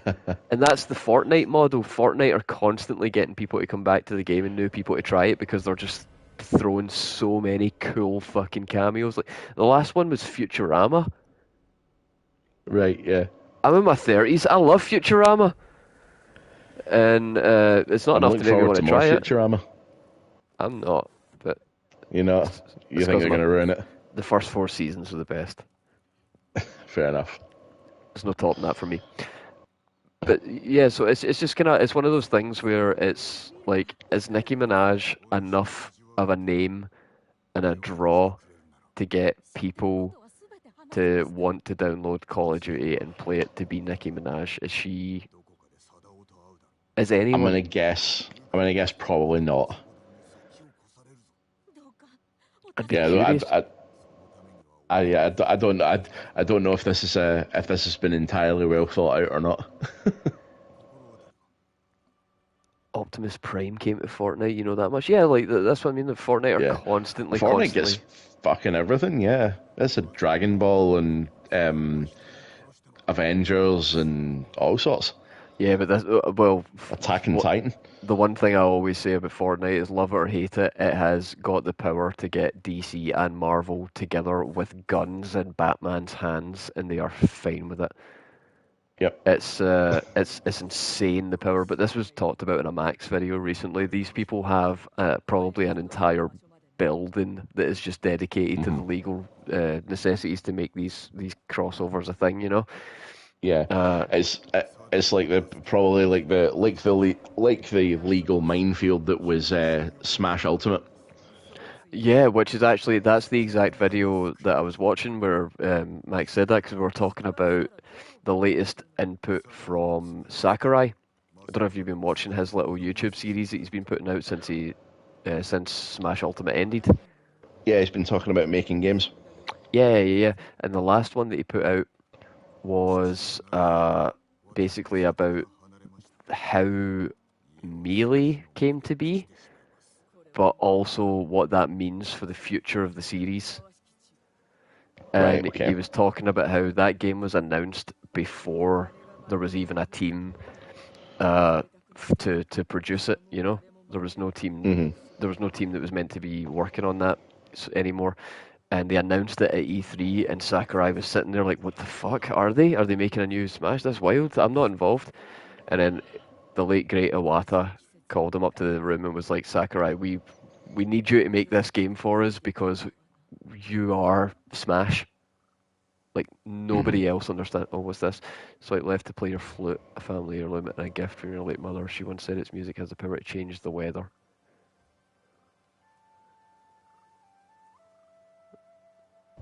Where are you keeping that flute? Oh, wow. Yeah. Enjoy. It's beautiful. Until you realise those ships in the water are invading. Yep. Okay, cool. So I've got the Song of Storms. Yeah. We do actually. You make the joke, but we do actually get to do that later. Does the tune that you play sound anything like the Song of Storms? Unfortunately, not. Oh, that would have been a great little reference. It would have. But then again, the makers of this game do have a great little reference to a game that they once made before. Oh, okay. Because I told you, like, when I was selling this game to you essentially, and trying to get you and getting you interested in it, I did mention this because Sucker Punch, the studio that make this, also made Sly Raccoon. Yeah, I love Sly Raccoon. And there is a Sly Raccoon reference in this game. Oh, I need it. In fact, it's tied to one of the trophies. Oh dear. In that case, I really need it. You do. You actually need it. Yeah. Speaking of trophies, I have been slipping in that regard so bad. Sometimes a Yeah. game will come along and it will just derail my trophy grind for a little while because the game's just Yeah, so like good. Hunt or Call of the Wild. Oh, Jesus. No, okay, that did it because that game is just a fucking nightmare. Like, the whole point of that game is that it's supposed to be a realistic hunting sim. I don't know if you know anything about hunting, but Yeah. it can take ages. You need to climb a tree and wait for hours. It's fucking boring. You stand in the fucking rain. Yeah, like I used to play this game to go to sleep. That's not even a joke. You would just set it up with like some headphones on and listen to all the ambient wildlife in the forest, and then just snooze and wake up and hope that whatever you were hunting was staring at you. I wait for it to come to you. Exactly. Oh my goodness, thank you, Charlotte. Hey, nice to see you. How you doing? Shit, what was I saying? Yeah, you said that you were slipping in the regards of trophies because something's come along Fucking and Monster it's Hunter, been a bit of a man. brick wall. Monster Monster Hunter. It's not a brick wall because it's difficult. It is difficult, but it's not a brick wall because of that. It's a brick wall because, god damn it, I'm having fun. Hunter. Remember, Yeah, I did 113 hunts on stream with the sword and shield. mhm. Yeah, I've done 300 with a hammer since then. And I meant to ask actually when like at the conclusion of Monster Hunter Rise, and I forgot to do it when we finished it. What did you think of the Sword and Shield I like it. overall? I really like it. Yeah. I like it to a point where I would consider always having one kind of upgraded as an alt because it's nice to have slashing when I'm so used to being a bonky boy that can't take tails. Yeah. But I definitely don't think it's going to dethrone my king, the hammer, because Yeah. honestly, man, like I've tried a lot of different weapons in this series over the years, including Hmm. longsword, sword and shield, great sword. I've tried a bow gun. I've tried some of your fancy switchy boys. Yeah. Nothing's been as fun as the hammer. Yeah. Like I mean, like Charge Blade is still my favorite, but like I think next Monster Hunter game, I'm probably going to go. I've kind of already decided this. I think I'm going to go for gun lance this time. So Ooh, fun lance that's interesting and not often used. because it is actually a really fun weapon to play with, because you're constantly firing off massive explosions, and like um and stabbing and blasting. I've seen the bullshit you can do with it, where you can launch yourself across the map. Oh, that's amazing. That's my favorite. I was playing a game the other day and somebody used it to close distance from like a huge Hmm. radius, and it was just it was so impressive. Yeah, it's one of the wire bug maneuvers you can do with it. The It looks like a blast dash. blast dash. That's awesome. I think that's what it's called. なぜヒナを殺した？逃がそうとしたんだ。だけど兄さんのためにかたくなに動こうとせず、そしたら叫ばれて。 So so next thing I wanted to mention is that so do you know we got the first one of this. We got this on PSN at one point. Remnant from the Ashes. Sounds familiar. I've not played it. It is a third-person, partially procedural, rogue-like, Souls-like. Okay. It's interesting, and it's mostly third-person shooter combat. But this sounds so much like Returnal. Well, yeah, I think it's like Returnal, but like to a lesser degree. It's not as like procedural as Returnal can be. Mm. And it's maybe not as like intense with the mobility and stuff. It feels a bit more like weighty, like a Souls game does. Yeah. But Remnant 2 is just coming out. It's I think it has like just come out, and there was a fun Shadow Samurai now. So there was a fun piece of information that came out. Apparently, the developers hid a class, a playable class in the game, and the only way to find it was by data mining. Okay. So basically, they had to basically they put in, like, you had to be wearing certain combinations of items, and you had to have certain ranks and certain skills, and then you would be able to select an extra option in the menu, which would unlock the new Archon class that you didn't get, that you don't have in the base game unless you do this. All right, that's quite cool. It's like they put it in as like a kind of a secret Easter egg type discovery, but it's an entire playable class. That's really cool, actually. Yeah, I like that. Yeah. Plus the Remnant 2, from what I've seen out of the trailers, it looks absolutely stunning. It looks like they've built on everything that was really good and about the original, because the original is pretty well received. It's pretty highly rated. I do intend on giving it a shot at some point. Yeah, it sounds like something we could look into. If it's got any kind of co-op, like Souls. It absolutely does. Oh, well. It has co-op, so that might be something fun to do as a stream at some point. Come here, piggy. Squee! Ah, shit.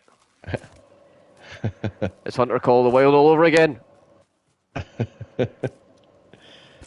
had a bow in that too.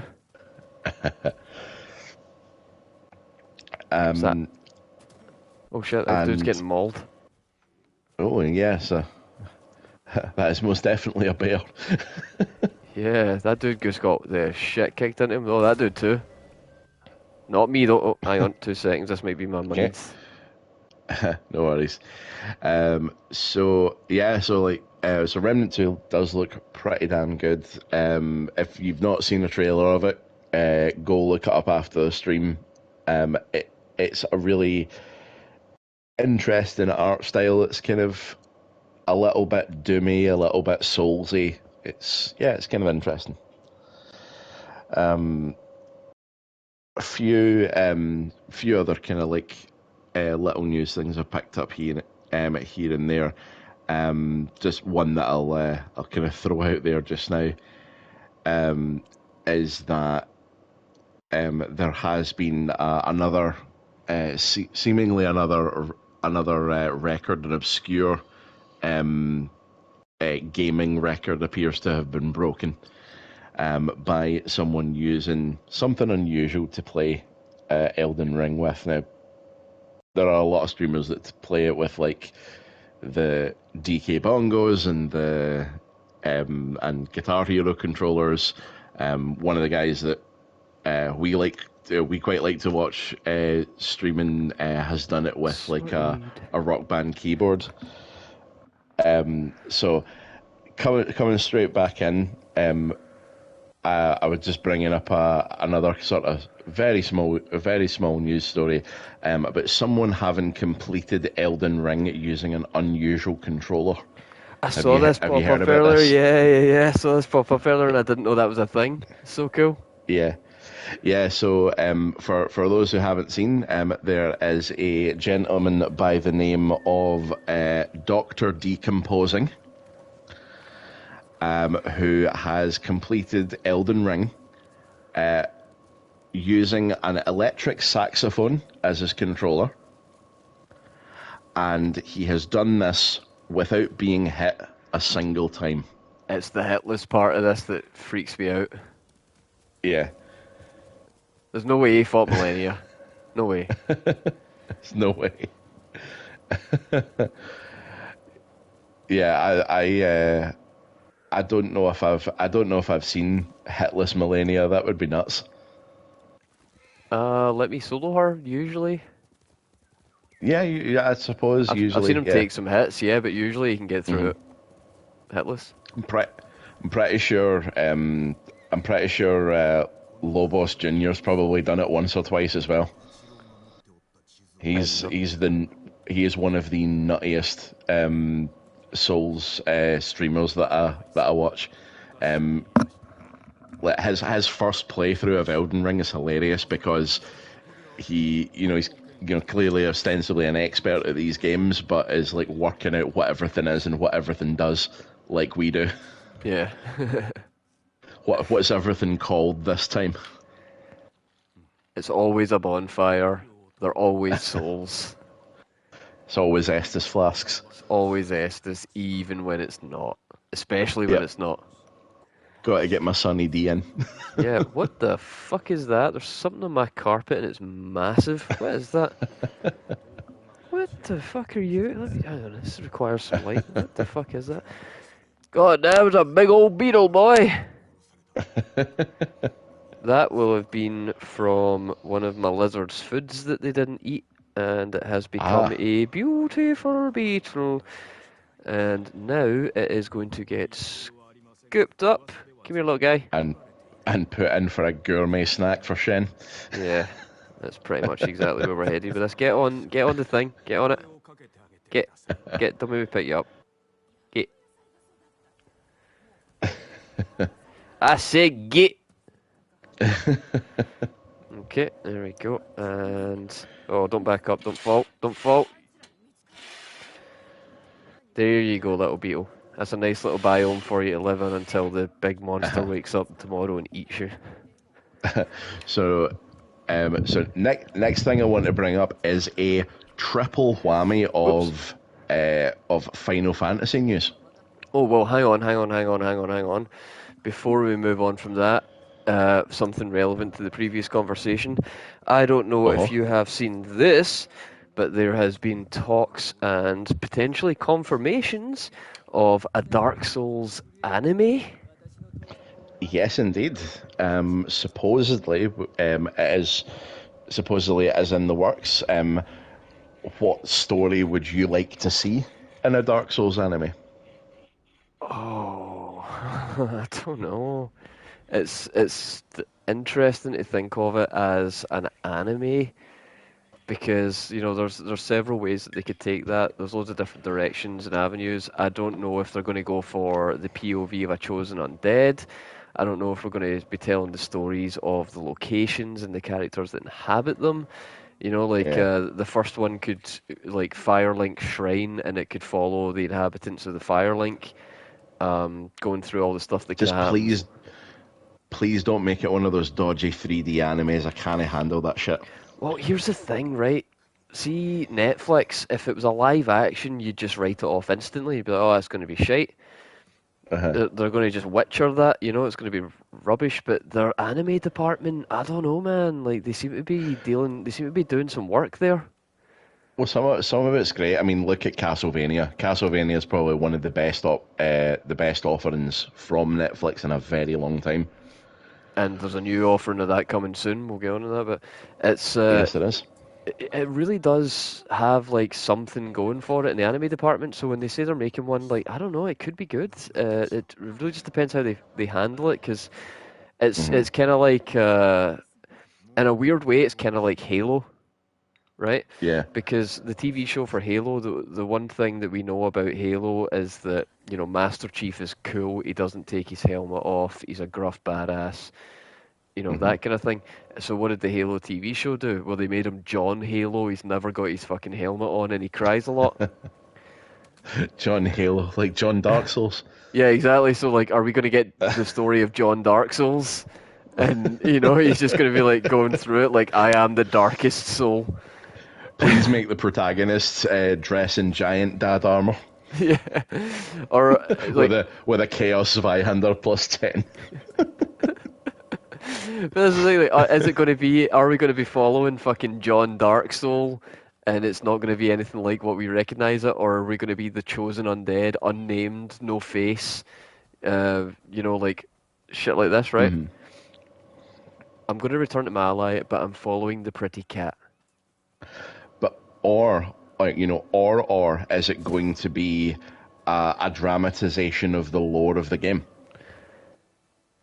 But that's such a weird thing in itself, because like most of the lore, you're kind of talking about like Silmarillion territory, where the stories are like, they take place so far apart, yet are so interconnected with each other that it would be really difficult to tell that over, like, let's say we'll be generous, right? It's 10 episodes a season, right?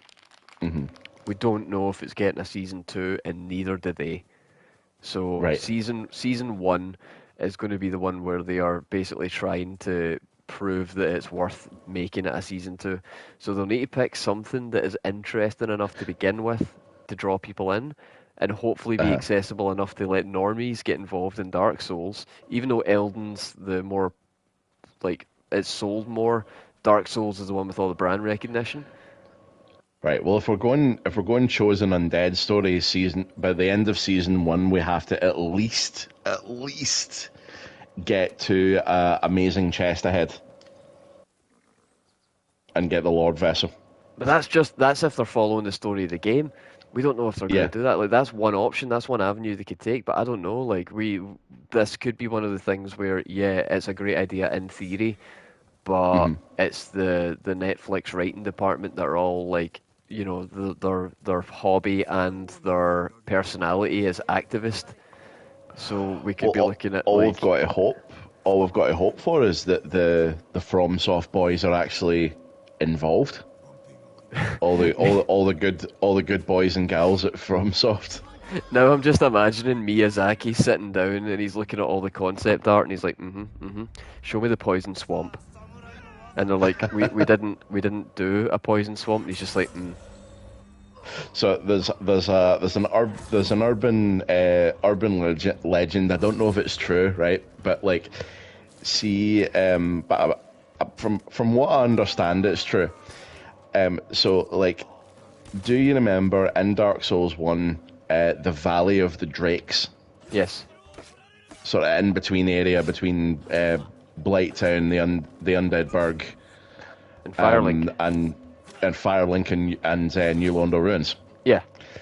So in there, as you're going through it for kind of the first time, you usually come across the giant undead dragon Yes. that like breathes poison everywhere. Supposedly, Miyazaki was viewing early concept art for that particular creature, and he apparently said to someone who was like concepting it, he says, "No, you've missed the point of what that. So that this is not. So this undead dragon, this is not what I want for this particular enemy.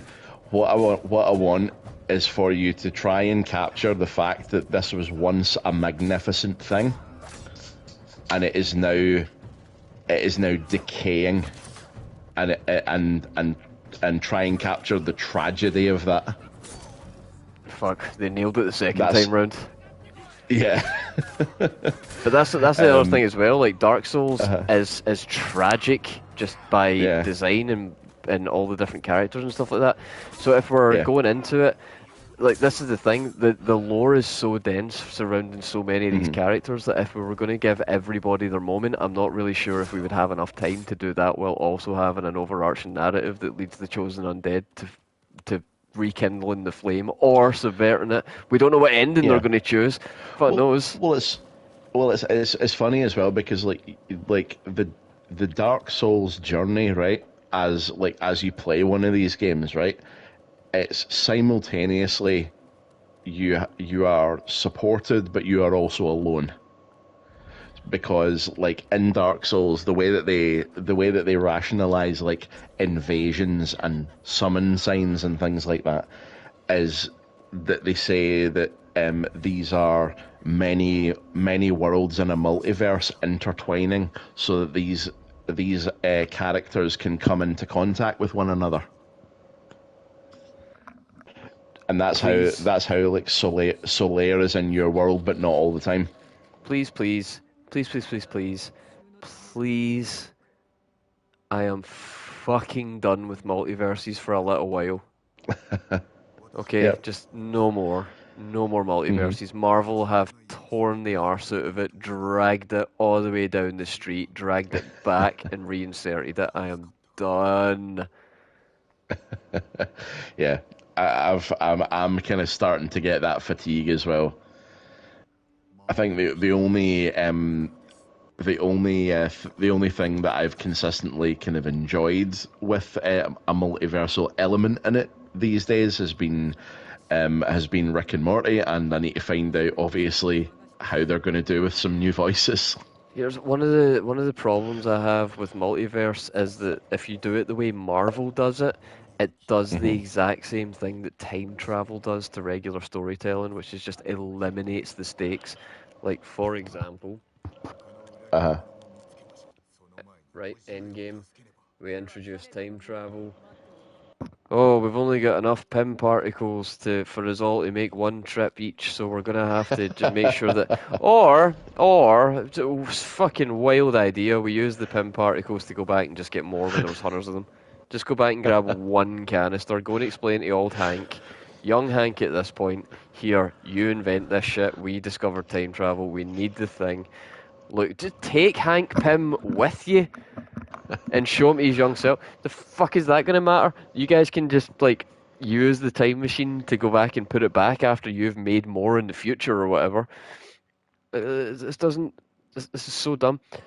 So, you know, when you do that, when you've got a multiverse, it's like, oh my god, Tony Stark's dead. And he's like, yeah, in this universe. If I may just briefly, the reason that I was like randomly laughing during that is because I kind of misheard you when you were saying PIM particles, and Right. I thought you were saying pimp articles. Oh, yes. And I don't know I don't know why my brain went there when you were saying it, because I knew what you were saying. I knew what you were talking about, but that's what it sounded like. Oh no, because now we need to have, like, now this is starting to fill out in my brain, and we've got Samuel L. Jackson walking in like Nick Fury, but he's got a massive purple jacket on. No, apparently Nick Fury has been thoroughly ruined by this new series. I've only seen up to season 3 of Secret Invasion, and that has been enough so far. But apparently, yeah, Nick Fury is done. Yeah, he's kind of prick Fury at this point. Yeah, for sure.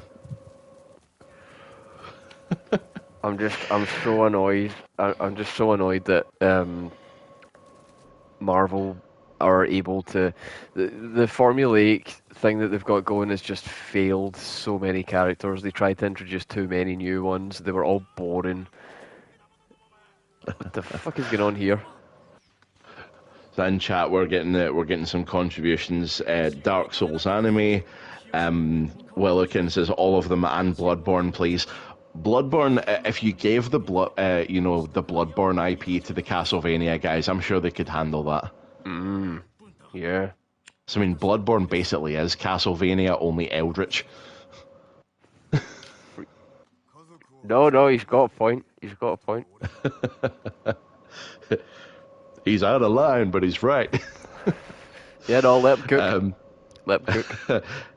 And Dark Souls. So Mimba says she genuinely wanted to write a screenplay in the first Dark Souls. That would So be you sick. had an idea for a story. That'd be cool. There have been Dark Souls comics which have been fairly decent. Yeah, some of them have been alright. That's actually where the best depiction of Solaire I've ever seen comes from. Yeah. If anybody gets a moment, just Google Dark Souls comic Solaire and take a look at the sun on his chest.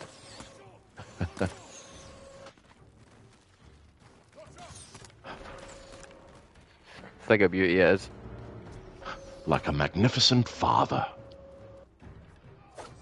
If only I could be so grossly incandescent. Is he? Yeah, like, he's got to be in the anime then if they're doing one. So there will be, like, moments for side characters to be introduced, and at that point, you want to see Siegward. You want to see. I want to see Sieg. Yeah. Where's Patches is going to be in the fucking anime surely at some point. Yep. So it kind of feels Big like they Hat have Logan. to. It kind of feels like they have to do the Chosen Undead story. Yeah. Just by like it's the best way to because like a common trope in storytelling is to have like the kind of John Everyman character that people can project onto that's clueless in the world so that you can explain narrative by they are learning it too. Yeah. And if we're just doing the lore and the story and all that, it's not going to be quite the same like journey of discovery as if you are, like we say, you are fucking nameless chosen undead protagman going through and trying to discover like what the fuck's going on and having it all explained to you as if you're an idiot. Yeah, I kind of like the idea that we could be looking at a nameless protagonist. I think that's quite interesting. I think that would be good. I've seen a few other ideas floating around. Like somebody somewhere suggested that we could do, like if we were going to pick a character that is Oh, named and follow them, we could be looking at Artorias. that would be cool. Getting shouts of Tarkus, Tarkus, Tarkus in the chat. Oh, now that is a moment that I would love to see done justice. That's the thing, though, right? It's a the question is going to also become how aware of the memes are the people making it going to be, and how much are they going to lean into them? Because there's so many things you could do just to garner fan favor right away, and we've Yeah. actually seen an example of that happen recently. In fact, this week.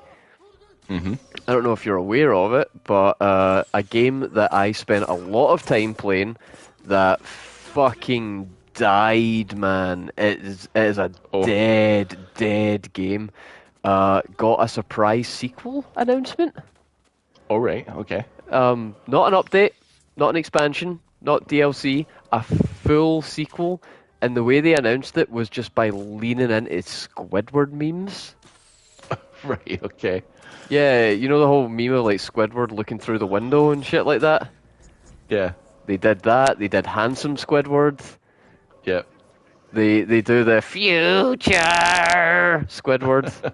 Like Yeah. they lean into it hardcore. So yeah, Nickelodeon All Stars Brawl 2 is a thing apparently. Yeah. Yeah. That just came out. It just came out of nowhere, and you'd think they would expand on the existing game, but nope. Oh yeah, and they did some weird stuff. Like they announced a second new character to the roster, which was super weird because remember we were talking about the DLC characters that they introduced. What the fuck are you doing, Jen? This rock is fucking with me. Remember we introduced the DLC characters for the last one? There was 3 that were paid DLC, and it was a weird robot that they advertised by leaning into a weird like porn reference, which bizarre. And then they had Rocco, and then they had Jimmy Neutron's dad. Yeah. Well, yeah, now they've got Jimmy Neutron proper. All right. Okay. So now you can play as Hugh Neutron and beat the shit out of Jimmy. Yeah. Just enact some problematic parenting. You want a PS All Stars again? The game was really fun. That game was not really fun. You're misremembering it. That game was a pain in the dick because it was a Smash-like, but the only way you could get somebody out of the screen was with your ultimate. So the whole game became you had to just charge the meter by getting slapped around or slapping people around, try and land your ultimate and hope that you get a KO. It's bollock. You can't just push somebody, you can't edge anybody out unless you use that move. Like imagine Smash Bros, but the only way to take a stock from somebody is with your smash.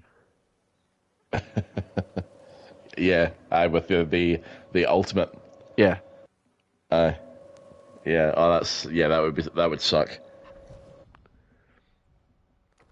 I would like it to be.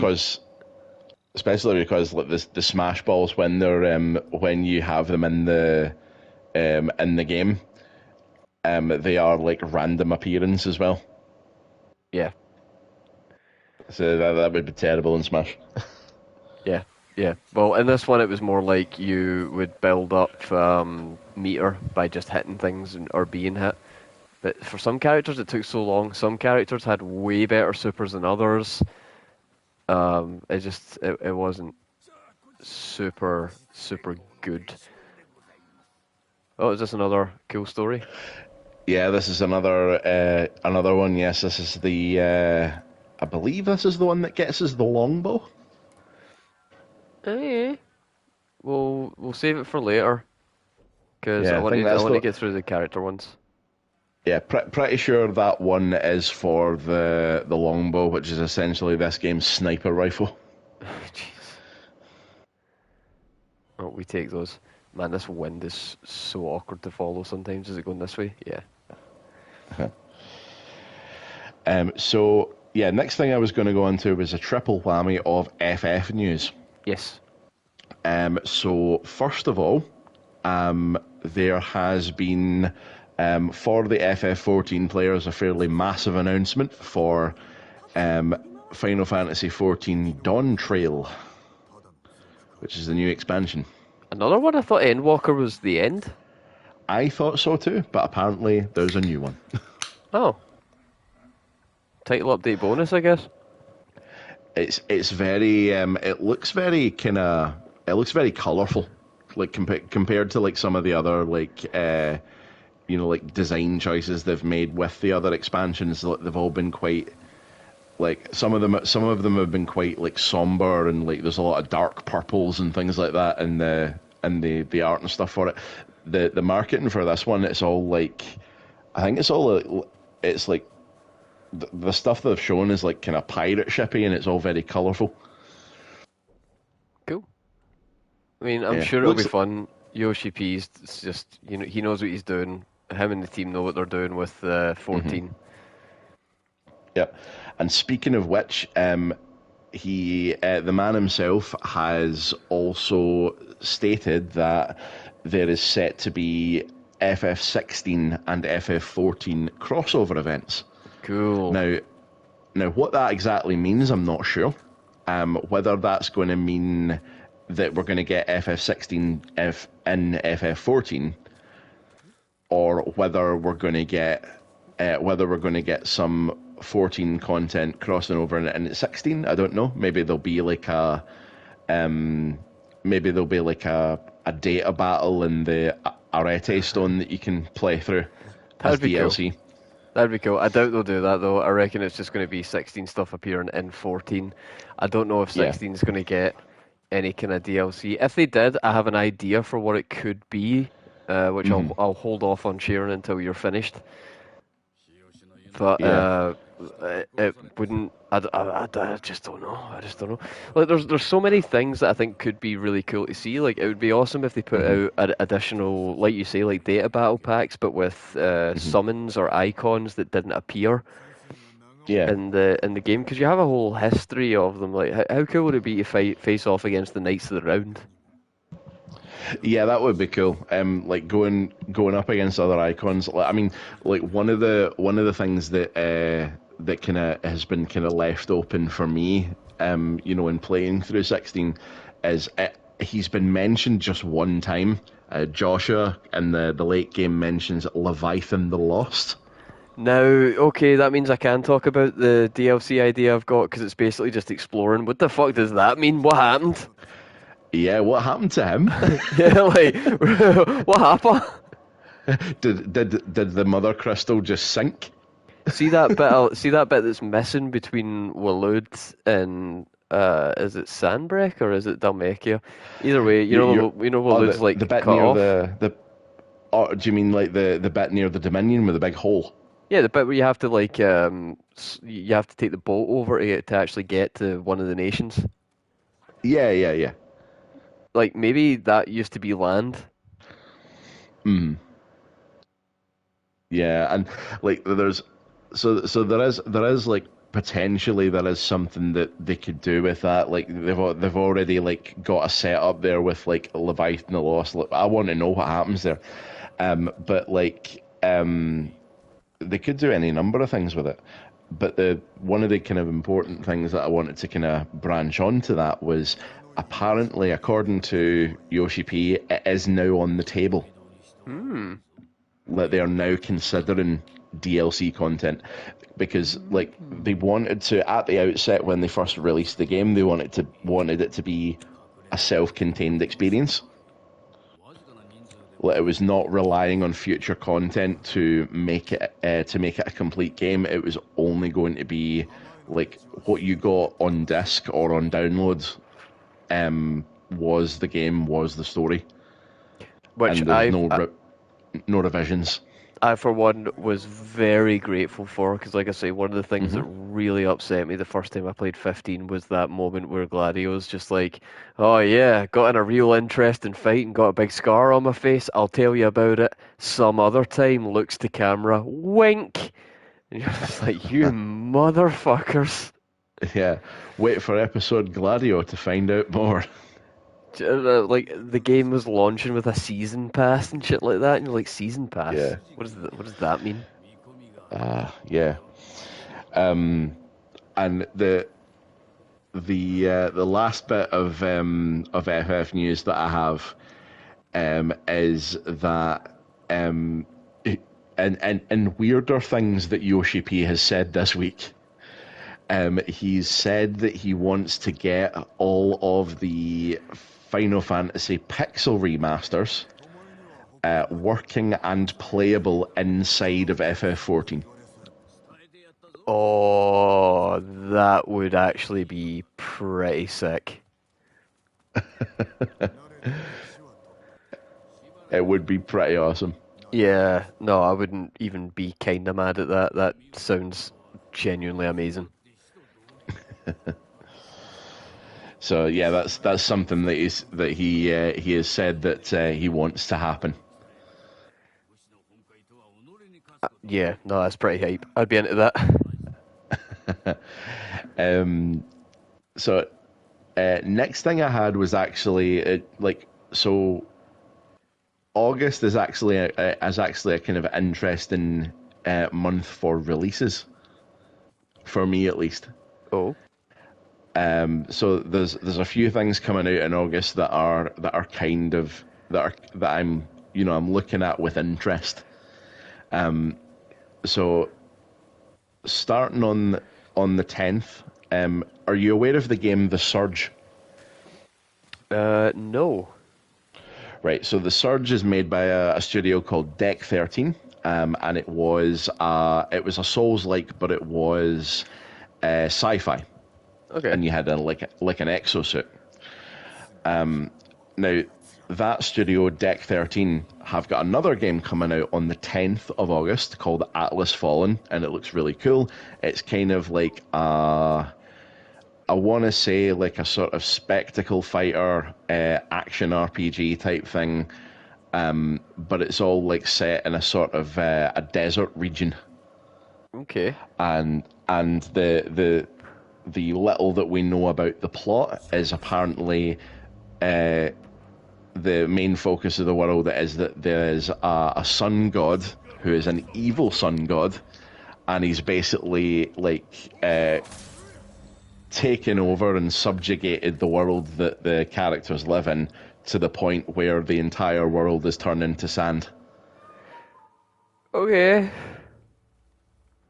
And you can you can use your character's powers to form big weapons out of sand and glass to attack with. You can sand surf to traverse the world.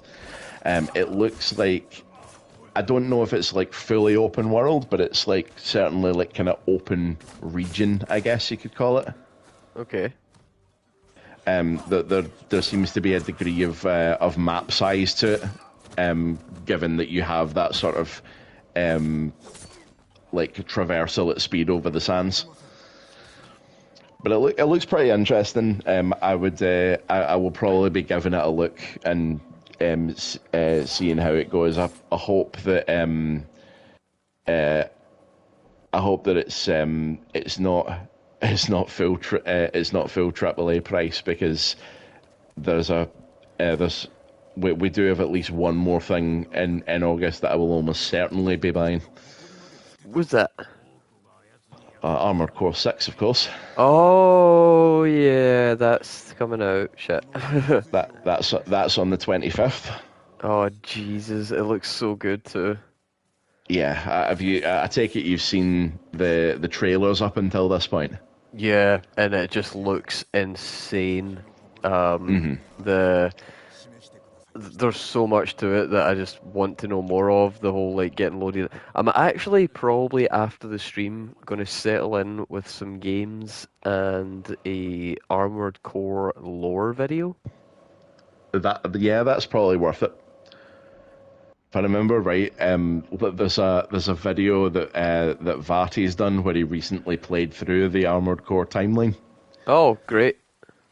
I don't know if he goes into like full story stuff, but he talks at length about the games. That sounds pretty good. Oh, hello. Some of these are pretty good.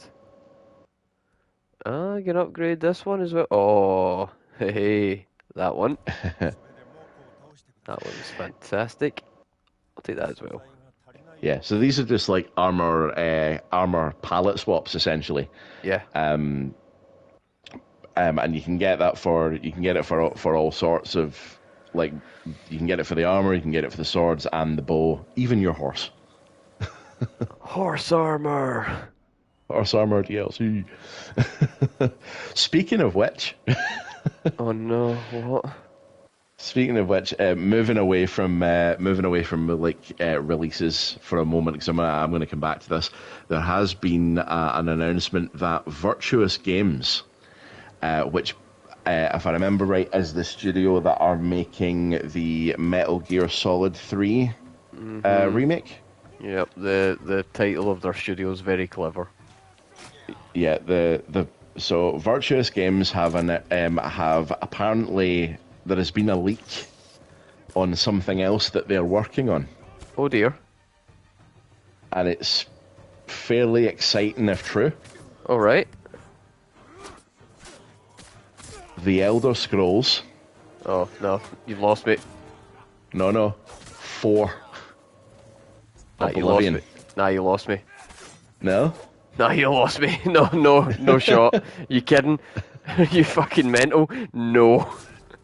I don't give a shit. But you liked Skyrim at the end. No, I didn't. Yeah, you did. No, I didn't. You were enjoying yourself at various points of that.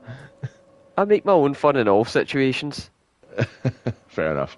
I found the joy in Last of Us 2. But yeah, so yeah, that's something that is apparently a thing. It's supposedly there is an Oblivion remake or remaster in the works at Virtuous. Awesome. It's just more Skyrim. And do you know what else is coming out soon? Skyrim, but it's not called Skyrim. I can't remember what it's called, but it's Oblivion that's making it. Oh, is it not that Skyblivion thing where they made like the entirety of Oblivion but in the Skyrim engine and assets? No. The Oblivion have like an actual game coming out very soon that just is Skyrim. It's Do you mean Obsidian? have I not been saying Obsidian? You said Oblivion. Oh. Did I? So yeah, you did. Huh. But anyway, yeah, I think I have heard about this too. It is just another open world fantasy game. Yeah. Did I really say Oblivion and not Obsidian? I'm pretty sure that you did. I'm sure we can probably scrub it back and find out, but that's what I heard. Okay. That's all right. I swear, I'm not like trying to gaslight you or anything here. It is. That's what I thought you said. But yeah, so like that's apparently in the works. A lot of people they look back more favorably on Oblivion than they did with Skyrim. But like there are a lot of things that when you look back at that game, there's some things that have aged terribly. like the thousand yard stare of the NPCs as they are forced into center camera. And I'm just checking out the chat there. Man, I really just don't care for anything in the. They lost me. Like New Vegas was the last one that was just chef's kiss. After And that was like Obsidian. yeah, Fallout 4, 76. Playing Skyrim, I'm good. Speaking of leaks and Fallout as well, apparently there's been photos leaked from the Fallout TV show set. Okay. Because there is a Fallout TV show that's in the works starring Walton Goggins as the protagonist. Who dat? I don't know if you know him. He was I'm trying to think of what he's been in. He was the bad guy in the second Ant-Man film. Kind of southern American guy, longish hair, like really like kind of. Bro, you think I remember that? You think I remember that dog shit? No way. Well, I'm just trying to think of things he's been in recently, you know. But anyway, was that recently? But that is apparently in the works, and there are photos of of some of the set design that's leaked. I've not seen it yet, but apparently it is out there. I'm worried. I'm worried about it. Yeah. Yeah, I have. That's a project that I have no faith in off the bat. There's a few when they say that, like, you know, we're making an adaptation of a game where I'm like, oh, okay, maybe. That is not one of them. Absolutely not. Yes, no faith whatsoever. No, it's in the same category for me as like the Twisted Metal show that's coming out. Oh yeah, yeah. What's the tone of that show all about? Oh, please tell me from that trailer. I don't know if you've ever actually played a Twisted Metal game. They do have a story. No. It's usually quite dark. Like, see Sweet Tooth? He killed his whole thing. He killed his whole family, man. His dad is like a monster. And I just don't know if we're going to go into any of that. And like the whole point of Twisted Metal is that they are racing for the chance to make a wish. Like if they win the race, they get the fucking Dragon Balls essentially. So is any of that going to be in it? Because they're making a wish with like an actual demon god. Yeah. It's one of these things where like you win the Twisted Metal event, you get the demon god wish, but it's always a monkey's paw. Yeah, of course. So, and like, canonically, a lot of people die. And, you know, we've seen from stuff like Rings of Power that we don't like changing up actors and bringing in new characters and stuff like that. Even stuff like The Walking Dead stopped killing off main, like, protags frequently, because it was just getting tedious, like, swapping new people in. So, what? Who's it for? Yeah, I know what you mean. It's like there are some things that. There are some things about the trailer. Like I say, the tone of the trailer is all over the place. Like it's not immediately like at first it's like played out as some sort of like horror thriller thing, and then all of a sudden it's a comedy. Yeah, and the other thing about it as well is that like I'm a casual in the world of Twisted Metal. I played one of them on the PS1. I am an ignorant. Yeah, to be honest, it was never like when I was playing car games on the PS1. It was either Gran Turismo or Destruction Derby. Yeah. Those were the goats for me. But yeah, it's one of those things where even I just did it there. I just referred to the clown killer character as Sweet Tooth. That's not his name. Yeah. Sweet Tooth is the truck. But Right. Okay. Yeah. So that's the racer, so to speak.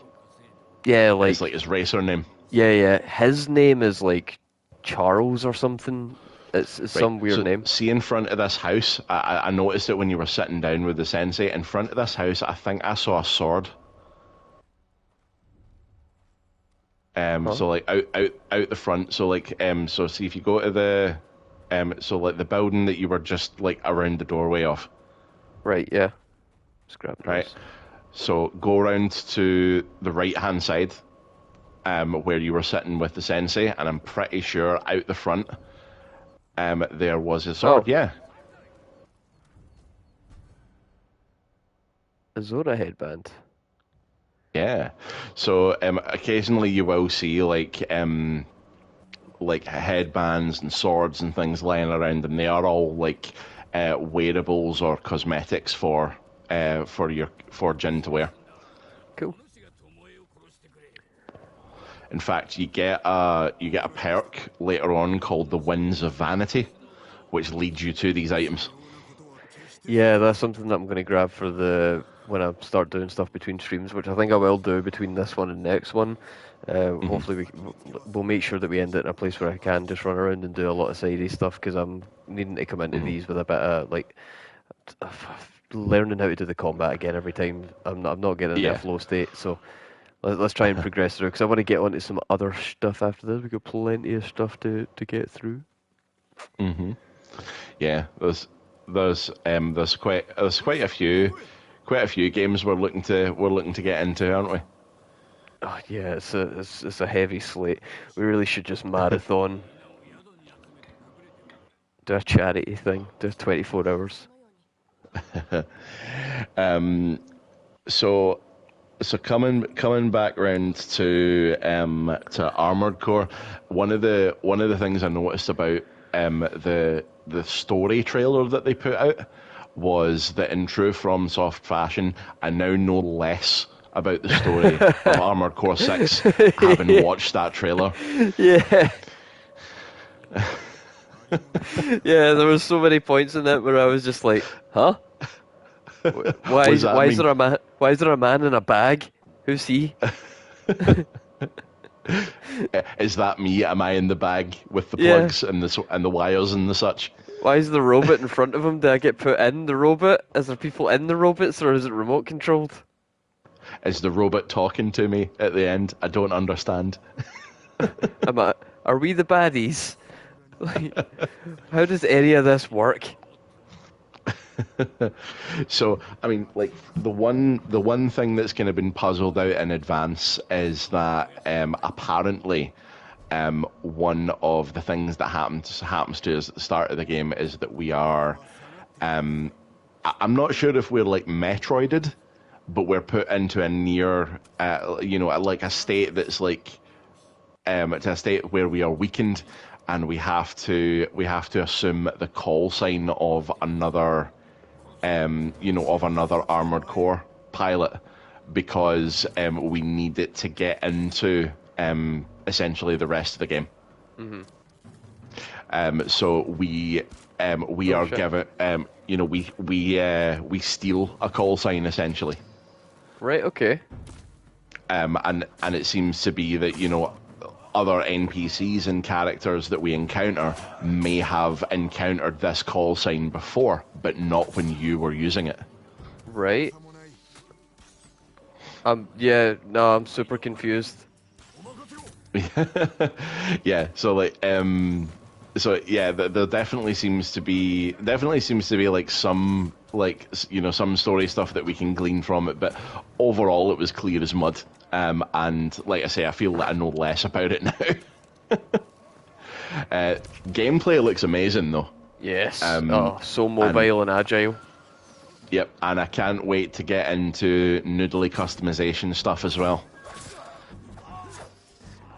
It does feel like it's going to scratch the RPG man itch, where you just want to be fiddling with numbers and watching everything, with status effects and all that kind of, all that good stuff that you get from modification and customization of classes. Yep, trading, like heavier, stronger but slower to lighter but faster but weaker, Yeah. and like balancing that out. I want to be. I've decided that when I play it for my first playthrough, at least, I want to be like the fastest. Yeah, I'm, I kind of want to be like riding. Yeah, I want to be like a sort of like one of the faster Gundam suits essentially. If I can make that, I'll be quite happy. And from the parts I've seen already, it looks possible. Well, if that's what you're going for, part of me then wants to see if I can just make like a wall and just go the complete opposite way and try and make something. Then we can compare like gameplay notes. Yeah, well, I mean, you can make yourself a tank. You get like a tank track, which basically puts your armored core's torso on top of a pair of tank treads. Awesome. Now, and apparently that this is like another thing that was kind of interesting me from the trailers, is it looks like certain missions are better with certain body types or are different with certain body types. Yeah, from one of the things that I saw in an interview, they were saying that part of the game's loop is that you're not just going to be able to go through it area by area and clear everything. A lot of it is going to be about going in, failing, coming back, modifying your setup, like modifying your setup so that you are better equipped for that environment, and then going back in and trying again. I hope they do loadouts. Oh, they have to. I hope that there's like loadout slots where we can just like zip back and forth between different builds. If it has that, then I'm sure that's the best way to go. We've surely learned enough about game design at this point to know that that's kind of vital. It's almost something that I feel like is actually missing from FF16. Yeah, load it. Well, I mean, in fairness, the FF16, like character and build customization is something the game does sorely lack. Yeah, it does. It is kind of dog shit. Yeah, it is one of the weaker points of the game, unfortunately. But yeah, like this. With something like with as much variability as AC6 is going to have, I hope they do have some loadout stuff going on. We can only hope. It's definitely one that I'm excited to play, and I think it will be interesting to go to a FromSoft game that is like a wild deviation from what we're used to from them. Yeah, well, I mean, it is their kind of other big franchise, and it's been left by the wayside for quite a while. We've not really had an if I remember right, we've not really had an Armored Core 6. Not really had an Armored Core game since before Souls really took off. Mm-hmm. So they now have like so much more money behind them. They have so much more experience in the industry as a studio. Whereas they were like, in the past they would maybe be like hired guns for like something published by Activision or something like that. Yeah, it really does feel like the Dark Souls era has given them a level of notoriety where they would be able to basically say that they were resurrecting any of their old IPs, and I think enough people would give them a shot that they could justify the development cost to give it a try. And like you say, they've got the tenure and they've got the experience of making games that are that's the reason that Dark Souls is so beloved, is because the combat is tight. Yeah, it's well designed. Well, the thing is, like, one thing that's definitely apparent now, which maybe wasn't too apparent before, is that a lot of people were speculating, like, to what extent is Armored Core 6 going to be in any way comparable to Dark Souls or those games? And the answer appears to be not very comparable at all, because it's a very different game. The only thing that seems to be reminiscent of Souls at all is in boss battles where you are hard locked onto a target. Yeah. But That's one of the things other that you than that, like. One of the things that yeah, you like in these games is a named fucking encounter, though, right? yeah, yeah. I'm looking forward to seeing whether Patches will be in it as well, because Patches was originally an AC character. Was he really? Yes, he was. Huh. I would have guessed Kingsfield. I think. Well, I don't know. Can't remember if it was in Kingsfield or not, but I'm pretty sure. I thought his debut was in one of the early Armored Core games. Maybe. Aye. But Oh, that would he, actually he be interesting, yeah. he is definitely in them.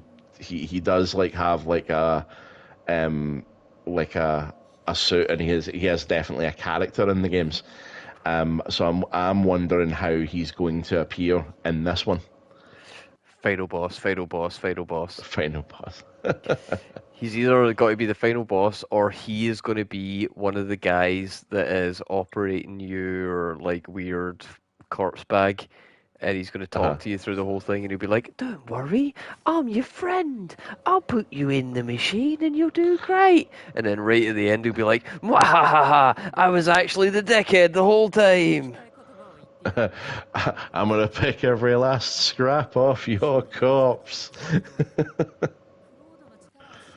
uh, but And no, I would like clap. I think it'll probably be like a character that's that's gonna betray you at some point during the story. I would imagine, I feel like he has to. It's almost like a or so. requirement. Yeah, an agent of chaos. He gives me the same feeling of dread that walking through Silent Hill gave me in the early 2000s. You know, like Fair enough. I know Yeah. something's coming, but I'm making it worse for myself by anticipating it. Yep. Which again, that's a game that's getting remade. That oh boy. But yeah, other big releases that we've got in August. There was the the crossover of Dead Cells with Castlevania. Very cool. That's coming out on the 11th. There's also that Immortals of Avium, which looks like it's one of the it's like it looks like Forspoken type magic, but it's first person, and it kind of has a sort of Bioshocky thing happening as well. I now know way too much about Forspoken thanks to that explained video, and it's so good I'll Oh, probably watch it again. if you have a couple of hours to spare, You you know I could do do. worse than watching that. Yeah, for anybody out there, Internet Historian has got a side channel called Incognito Mode. No, this isn't Incognito Mode, this is Story Mode. He's got several Yeah. side channels, but this is Story Mode. And on Story Mode, he's got a series called Explained, and the whole thing is he is cosplaying as Mark Zuckerberg, and his friend Richard Branson is coming in, and they're providing the story explanation for video games. Some of them are weird ones, like Nancy Drew Mysteries, but then he's also got Yeah. like Metal Gear and Forspoken. They are epics, and the way he explains them and the editing in the videos is amazing. Yeah, it's really funny. It's so entertaining. We also have Blasphemous 2 coming out this month. Okay, I've heard of that. I've not played it, but I've heard of it. It is available in the library. I'll probably play it at some point, but it is that sort of Castlevania by way of like tortured Catholicism. Well, there's a lot of really like kind of sort of penitent warrior kind of imagery. I'm just because I main barbarian or what like barbarian and Diablo warrior in Final Fantasy. I've just got a natural, like, I don't like anything that sounds like it's a paladin. Well, this thing, like your character in Blasphemous, I believe he's just called the Penitent One. Um, he he he's basically like as far as I understand it, he's essentially like a crusader. Like a crusader monk, but it's like exorcising demons and things like that. So it's kind of like, I suppose it's like kind of Castlevania by way of Doom, but it's a side scroller. It has a sort of pixel art sort of aesthetic to it. That sounds pretty good then. It's all sprites. It's not like CG imagery or anything like that. I do enjoy that aesthetic tremendously. I like a side scroller, and the way you're selling it does actually sound like it could be worth playing, worth checking out. So keep an eye out for it if that sounds like your thing, and you can afford it. Yeah. Yep. If you can't afford it, don't worry, because also coming out in August 24th, Vampire Survivors on the Switch, 4-player local co-op, baby. And the last one I wanted to shout out was on the 29th of the month, there is a really interesting turn-based RPG coming out called Sea of Stars, and it's kind of very much in the FF6 Chrono Trigger Octopath Traveler type of style. You ever see a meme and it's funny, but it also is talking some real shit, and it kind of changes your world perspective a little bit? Now and then, yeah. Yeah, that happened to me earlier on. That's relevant to what you're saying just now. Okay. Arguments on the internet are that's just turn-based combat IRL. Totally is. Yeah. So like anytime you get in like an X beef. An X beef. Yeah, a beef with your many exes. Next time you're on the internet throwing hands with the X, then you two can play some battle music and wait for your meter to charge, or for your enemy's meter to charge, so that they can throw out an attack. You might even limit break. Whoa, that's what. Oh, see, when you do something and like the rest of the internet rallies around it and gives you like the billion likes that everybody's following, that everybody craves. That's when you've limit break. That's what that is. Going viral is limit breaking. Yeah, but it can go the wrong way. It can be like Vincent, you lose control and somebody ends up getting doxxed. That's bad news.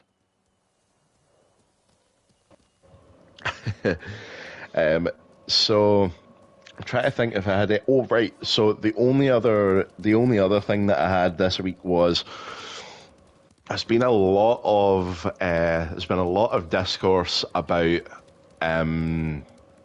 the general feeling towards like RPGs when we have an absolute monster of a game on the horizon, which I suppose I can talk about it as part of the. Oh God, I know exactly where you're going with this. I'm so fucking bored of hearing about this already. Just release it. Really? It's been out for years already. Well, I mean, it has, but it has only been like the first chapter of the game that's been playable. Fuck off. We do have on the horizon Baldur's Gate 3. For PlayStation, I think that's the 3rd of September. We will absolutely be getting it at launch. And I've heard like various various interesting things about it. Apparently, the game is 122 gigabytes file size. That's dense. And they are not allowing preloads. Oh, you bastards! So have fun, guys, sitting waiting and that fucker installing because you're going to be there a while. You're going to be able to anticipate him. And do you know what? I hope that when it's installing, you can spend a lot of time in character creation because I feel like with what I've seen from the character creator, that you could probably spend quite a lot of time in it. What is Are this you out of derpy the game? Are you out of the tail or out of the tail area that wants you to ride at the back? Does it? No, it doesn't want me to be a part of this. Oh, I guess I'm going somewhere else. I guess so. However, yeah, reach the cliffside and you're splitting up. But yeah, I hope that when the rest of the game is loading, you can go into character creator. And the amount of time that it's going to take for the game to load, you would be able to play Baldur's Gate 1 and 2.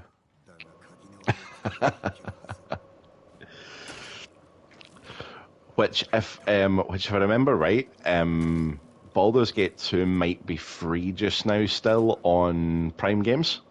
Oh.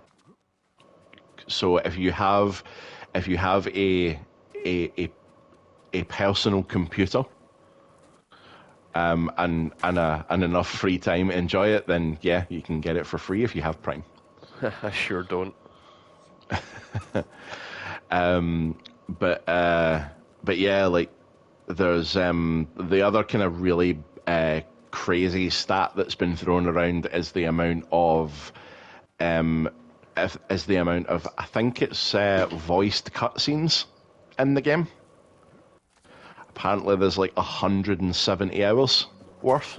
My god, it's a Kojima game. Yeah, it's apparently 170 hours. Now that obviously would include, in all likelihood, like any cutscene or like kind of cinematic dialogue for like possibly any side quest in the game. Yeah, like how loose are we getting with the definitions here? Is this some in-engine like static camera hold of a conversation? Yes, but I mean, like even if it is like just the fully voice acted lines, that's a hell of a lot of time. 170 hours of voice acting. I wonder how many of them only got offered $400 for them. I wonder, yeah. And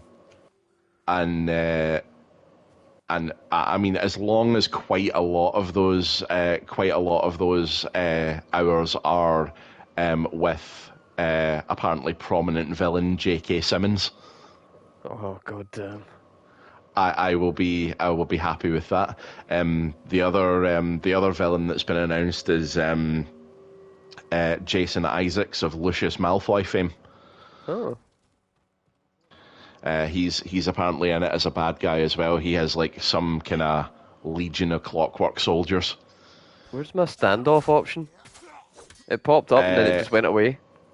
It did, yeah. I saw it pop up and then like disappear almost instantly. I don't know what's going on there, but I think, like I say, the standoff usually only works if you're at the start of the stronghold, really. So like it usually wants you to be like at the front gate before it'll let it work. Yeah. Bizarre. No, it just wasn't having it there. Whoa. Mm-hmm. Where'd that come from? Oh shit. And I think the biggest thing that's been kind of going around about BG3, and it's something that I want to maybe get a take of yours on. Okay. Just to see what you think. So,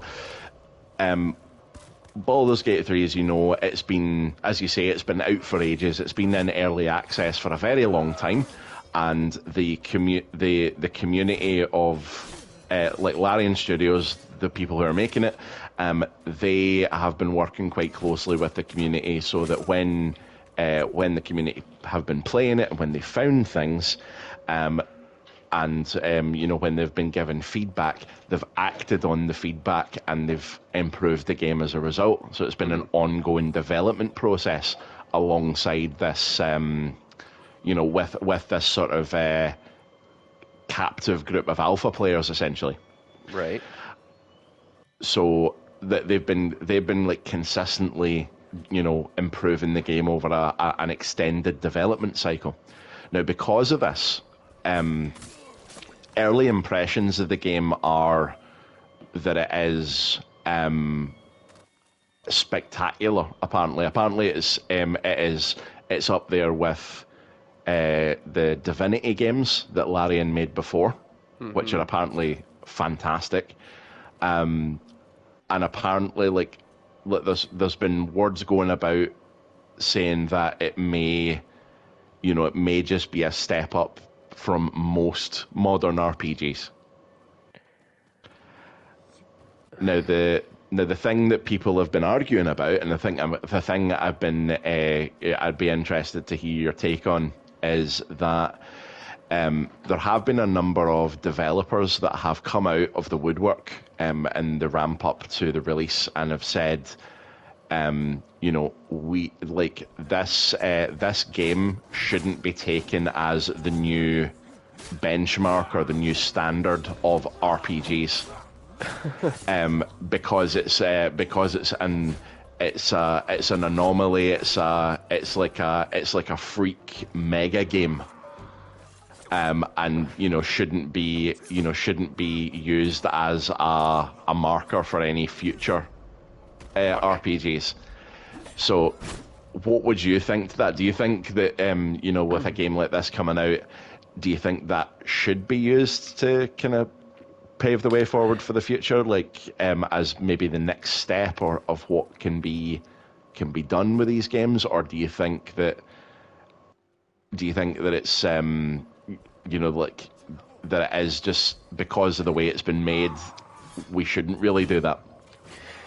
Here is a kind of crazy take that I'll try and keep as succinct as possible, but I kind of feel as though games can and should be anything. Yeah. I don't think there is a right way to make one. I think there's certainly a wrong way to make one, and we've seen that. Oh yeah, plenty of wrong ways to make them. Yeah. Oh yeah, Captain Crunch is a real bad culprit for that. Mm-hmm. But anyway, I don't think there's a right way to make a game. I think that what it really boils down to is talent, dedication, and a cohesive vision that everybody working on that project are in line with. And we've seen it so many times with the huge budget projects with really well-known developers, like anytime like when Kojima was pumping out Metal Gear, they were making like whole engines and shit just for the game, and that yields one result. But then you've also got Hollow Knight, which was done by like 3 dudes, and that's just as beloved. And depending on who you ask, it's more beloved. You've got things like Final Fantasy VII, which is like, that was a GOAT team that changed what you would argue was the standard for things. You've got stuff like FromSoft, who made a game that should have been cancelled, didn't get cancelled, and created a genre. Yeah. I don't think there is any way to make a game, and I feel like we've seen big budget, huge, all like star-studded cast games that haven't been really anything before. Yeah. And we've seen ones that have been exactly what you would expect them to be, which is, big hits. And at the end of the day, I think anybody that is saying that this shouldn't set a standard or whatever, what I'm hearing when they say that is, we don't want to have to do this much work. So don't expect us to do this much work. We're not going to do that much work. It's the fact that the conversation that's kind of arose out of it is exactly that. It's some of the people that have spoken out and said things like, "Oh, we shouldn't be using this as the benchmark for RPGs." Like, some of these people who have said this are game developers. Oh, fuck. And like, it does come across that way, like to say, like, well, like they've clearly put in a lot more work than we have in the past, almost. And it's almost as if they're like there's like a fear there that they're going to be showed up Well, yeah, by let's face it, a studio which is the last game they made was Divinity Original Sin 2, and that was 6 years ago. yeah. No, I really feel like I've not watched any discourse on this or anything yet, so everything I'm saying is fresh, just off my head. But if other people are I saying enjoy that, it. if other people are saying that too, then that's great. I feel validated in these opinions. But I really feel like what they are saying is we don't want to have to put that much effort into making a game. That's not the way we make games. But I think they are. I think they're focusing too much on the. It almost sounds like jealousy, or like they're bitter because they're like, we know this is going to be a really good, well-selling game, and we want that, and we know if we did as much effort as these guys have done, we could get that, but we don't want to. Yeah. Which is totally fine, because like I say, like games are made in all kinds of ways by all kinds of teams with all kinds of different results. Like not every studio is Rockstar. Not every studio is Team Cherry. Yep. Not every like you have got guys like Ubisoft pumping out Assassin's Creed year after year, and it's always shit, but people will still buy it. And those are like what you would call big budget AAA games that have huge studios, huge development teams, huge marketing. And then you've also got guys like Devolver that are just churning out these wee games that don't get much marketing, don't get much attention, but they're all bangers. Yeah, absolutely, and that's definitely the case with Larian as well, because like they haven't put out that many games, but what they have put out has been of a quality that's had them in like the 9 out of 10 category for those games. Like not like an IGN 9, a proper 9. A real 9. A real 9, yeah. But like, and I think there's because I think the part of the reason that again, because you're saying that the studios don't want to put that much work in, I think that you're right to an extent, but I think it's also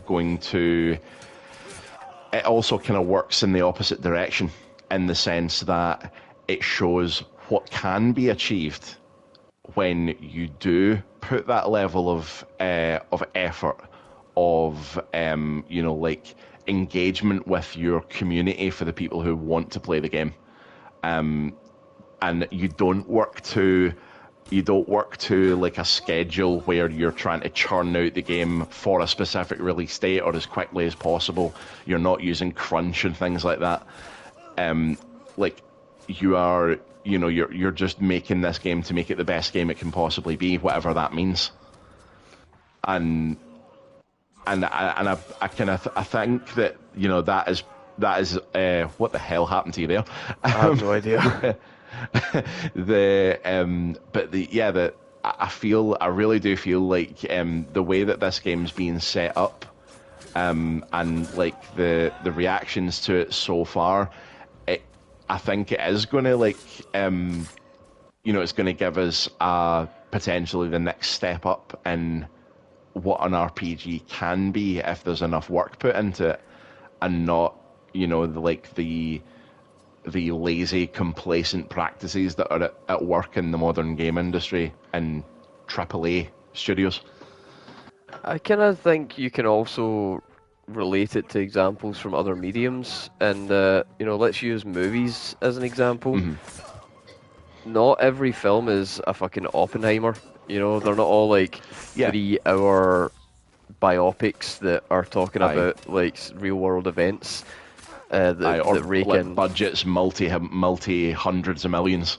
Yeah, and they're not all like like Marvel shit that all costs so much and doesn't get in back. But then you've got like little independent films that are beloved and become classics, and it's just it's the same as every kind of medium, like Hmm. people are going to do things differently. If something works once, it doesn't mean it's going to work again, but there is always the argument to be made that the more effort you put into something, the more you will get back from it.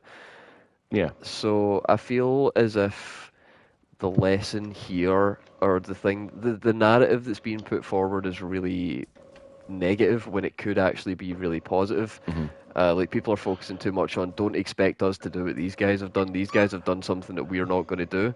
When what they could Well, be saying is we don't operate that way, and we are so glad to see somebody else doing it, but we do things this way, and our way works just as uh, good too.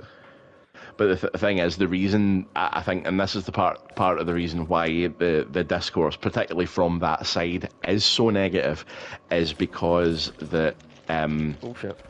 I don't know how much you've seen, if anything, of it, but this game looks What the amazing. fuck? You're being ruined here. Yeah, don't so know, don't know what. I opened the wrong cage and fucked it. Yeah, I noticed there was a bear in that one. Yeah, I might just Yeah, you can like back out of these quests, can't you? yeah, you can come out of them anytime and to go and do something else. Right, cool. So I might just abandon this tail for now, and then I can do some stuff between streams, get stronger, and then we can come back and start with this one next time. Sick. Yeah, so that's what we'll do. Yeah, sounds good, man. But yeah, I don't know how much you've seen of the actual, like, I know obviously you're kind of sick of the discourse surrounding it, but like I don't know how much you've seen of the footage of the actual game, but it does look pretty special. I'll see when it comes out. Well, I will be, like I say, we will be ordering it so that we get it pretty much at launch. So we'll let you know how it is if you're not going to be getting it right away. We'll see. We'll see what the money situation's like. Thank you for the Aye, video of the it's blasphemous gameplay, Bebob. Appreciate it. nice. Right, that's it from us. We'll be back on Thursday playing some more Final Fantasy VII, and next week we'll We actually make a shall. lot of progress in Ghost of Tsushima. I'm promising you a lot of progress. A lot. A lot, a lot. Yes. And I will also be playing Monster Hunter, so if MD's about, want a wee game or something, just give us a shout or whatever. Yeah, take it easy, everyone. No worries. Peace. I'll see you on Thursday and next Tuesday. Bye. Bizzle. And stop.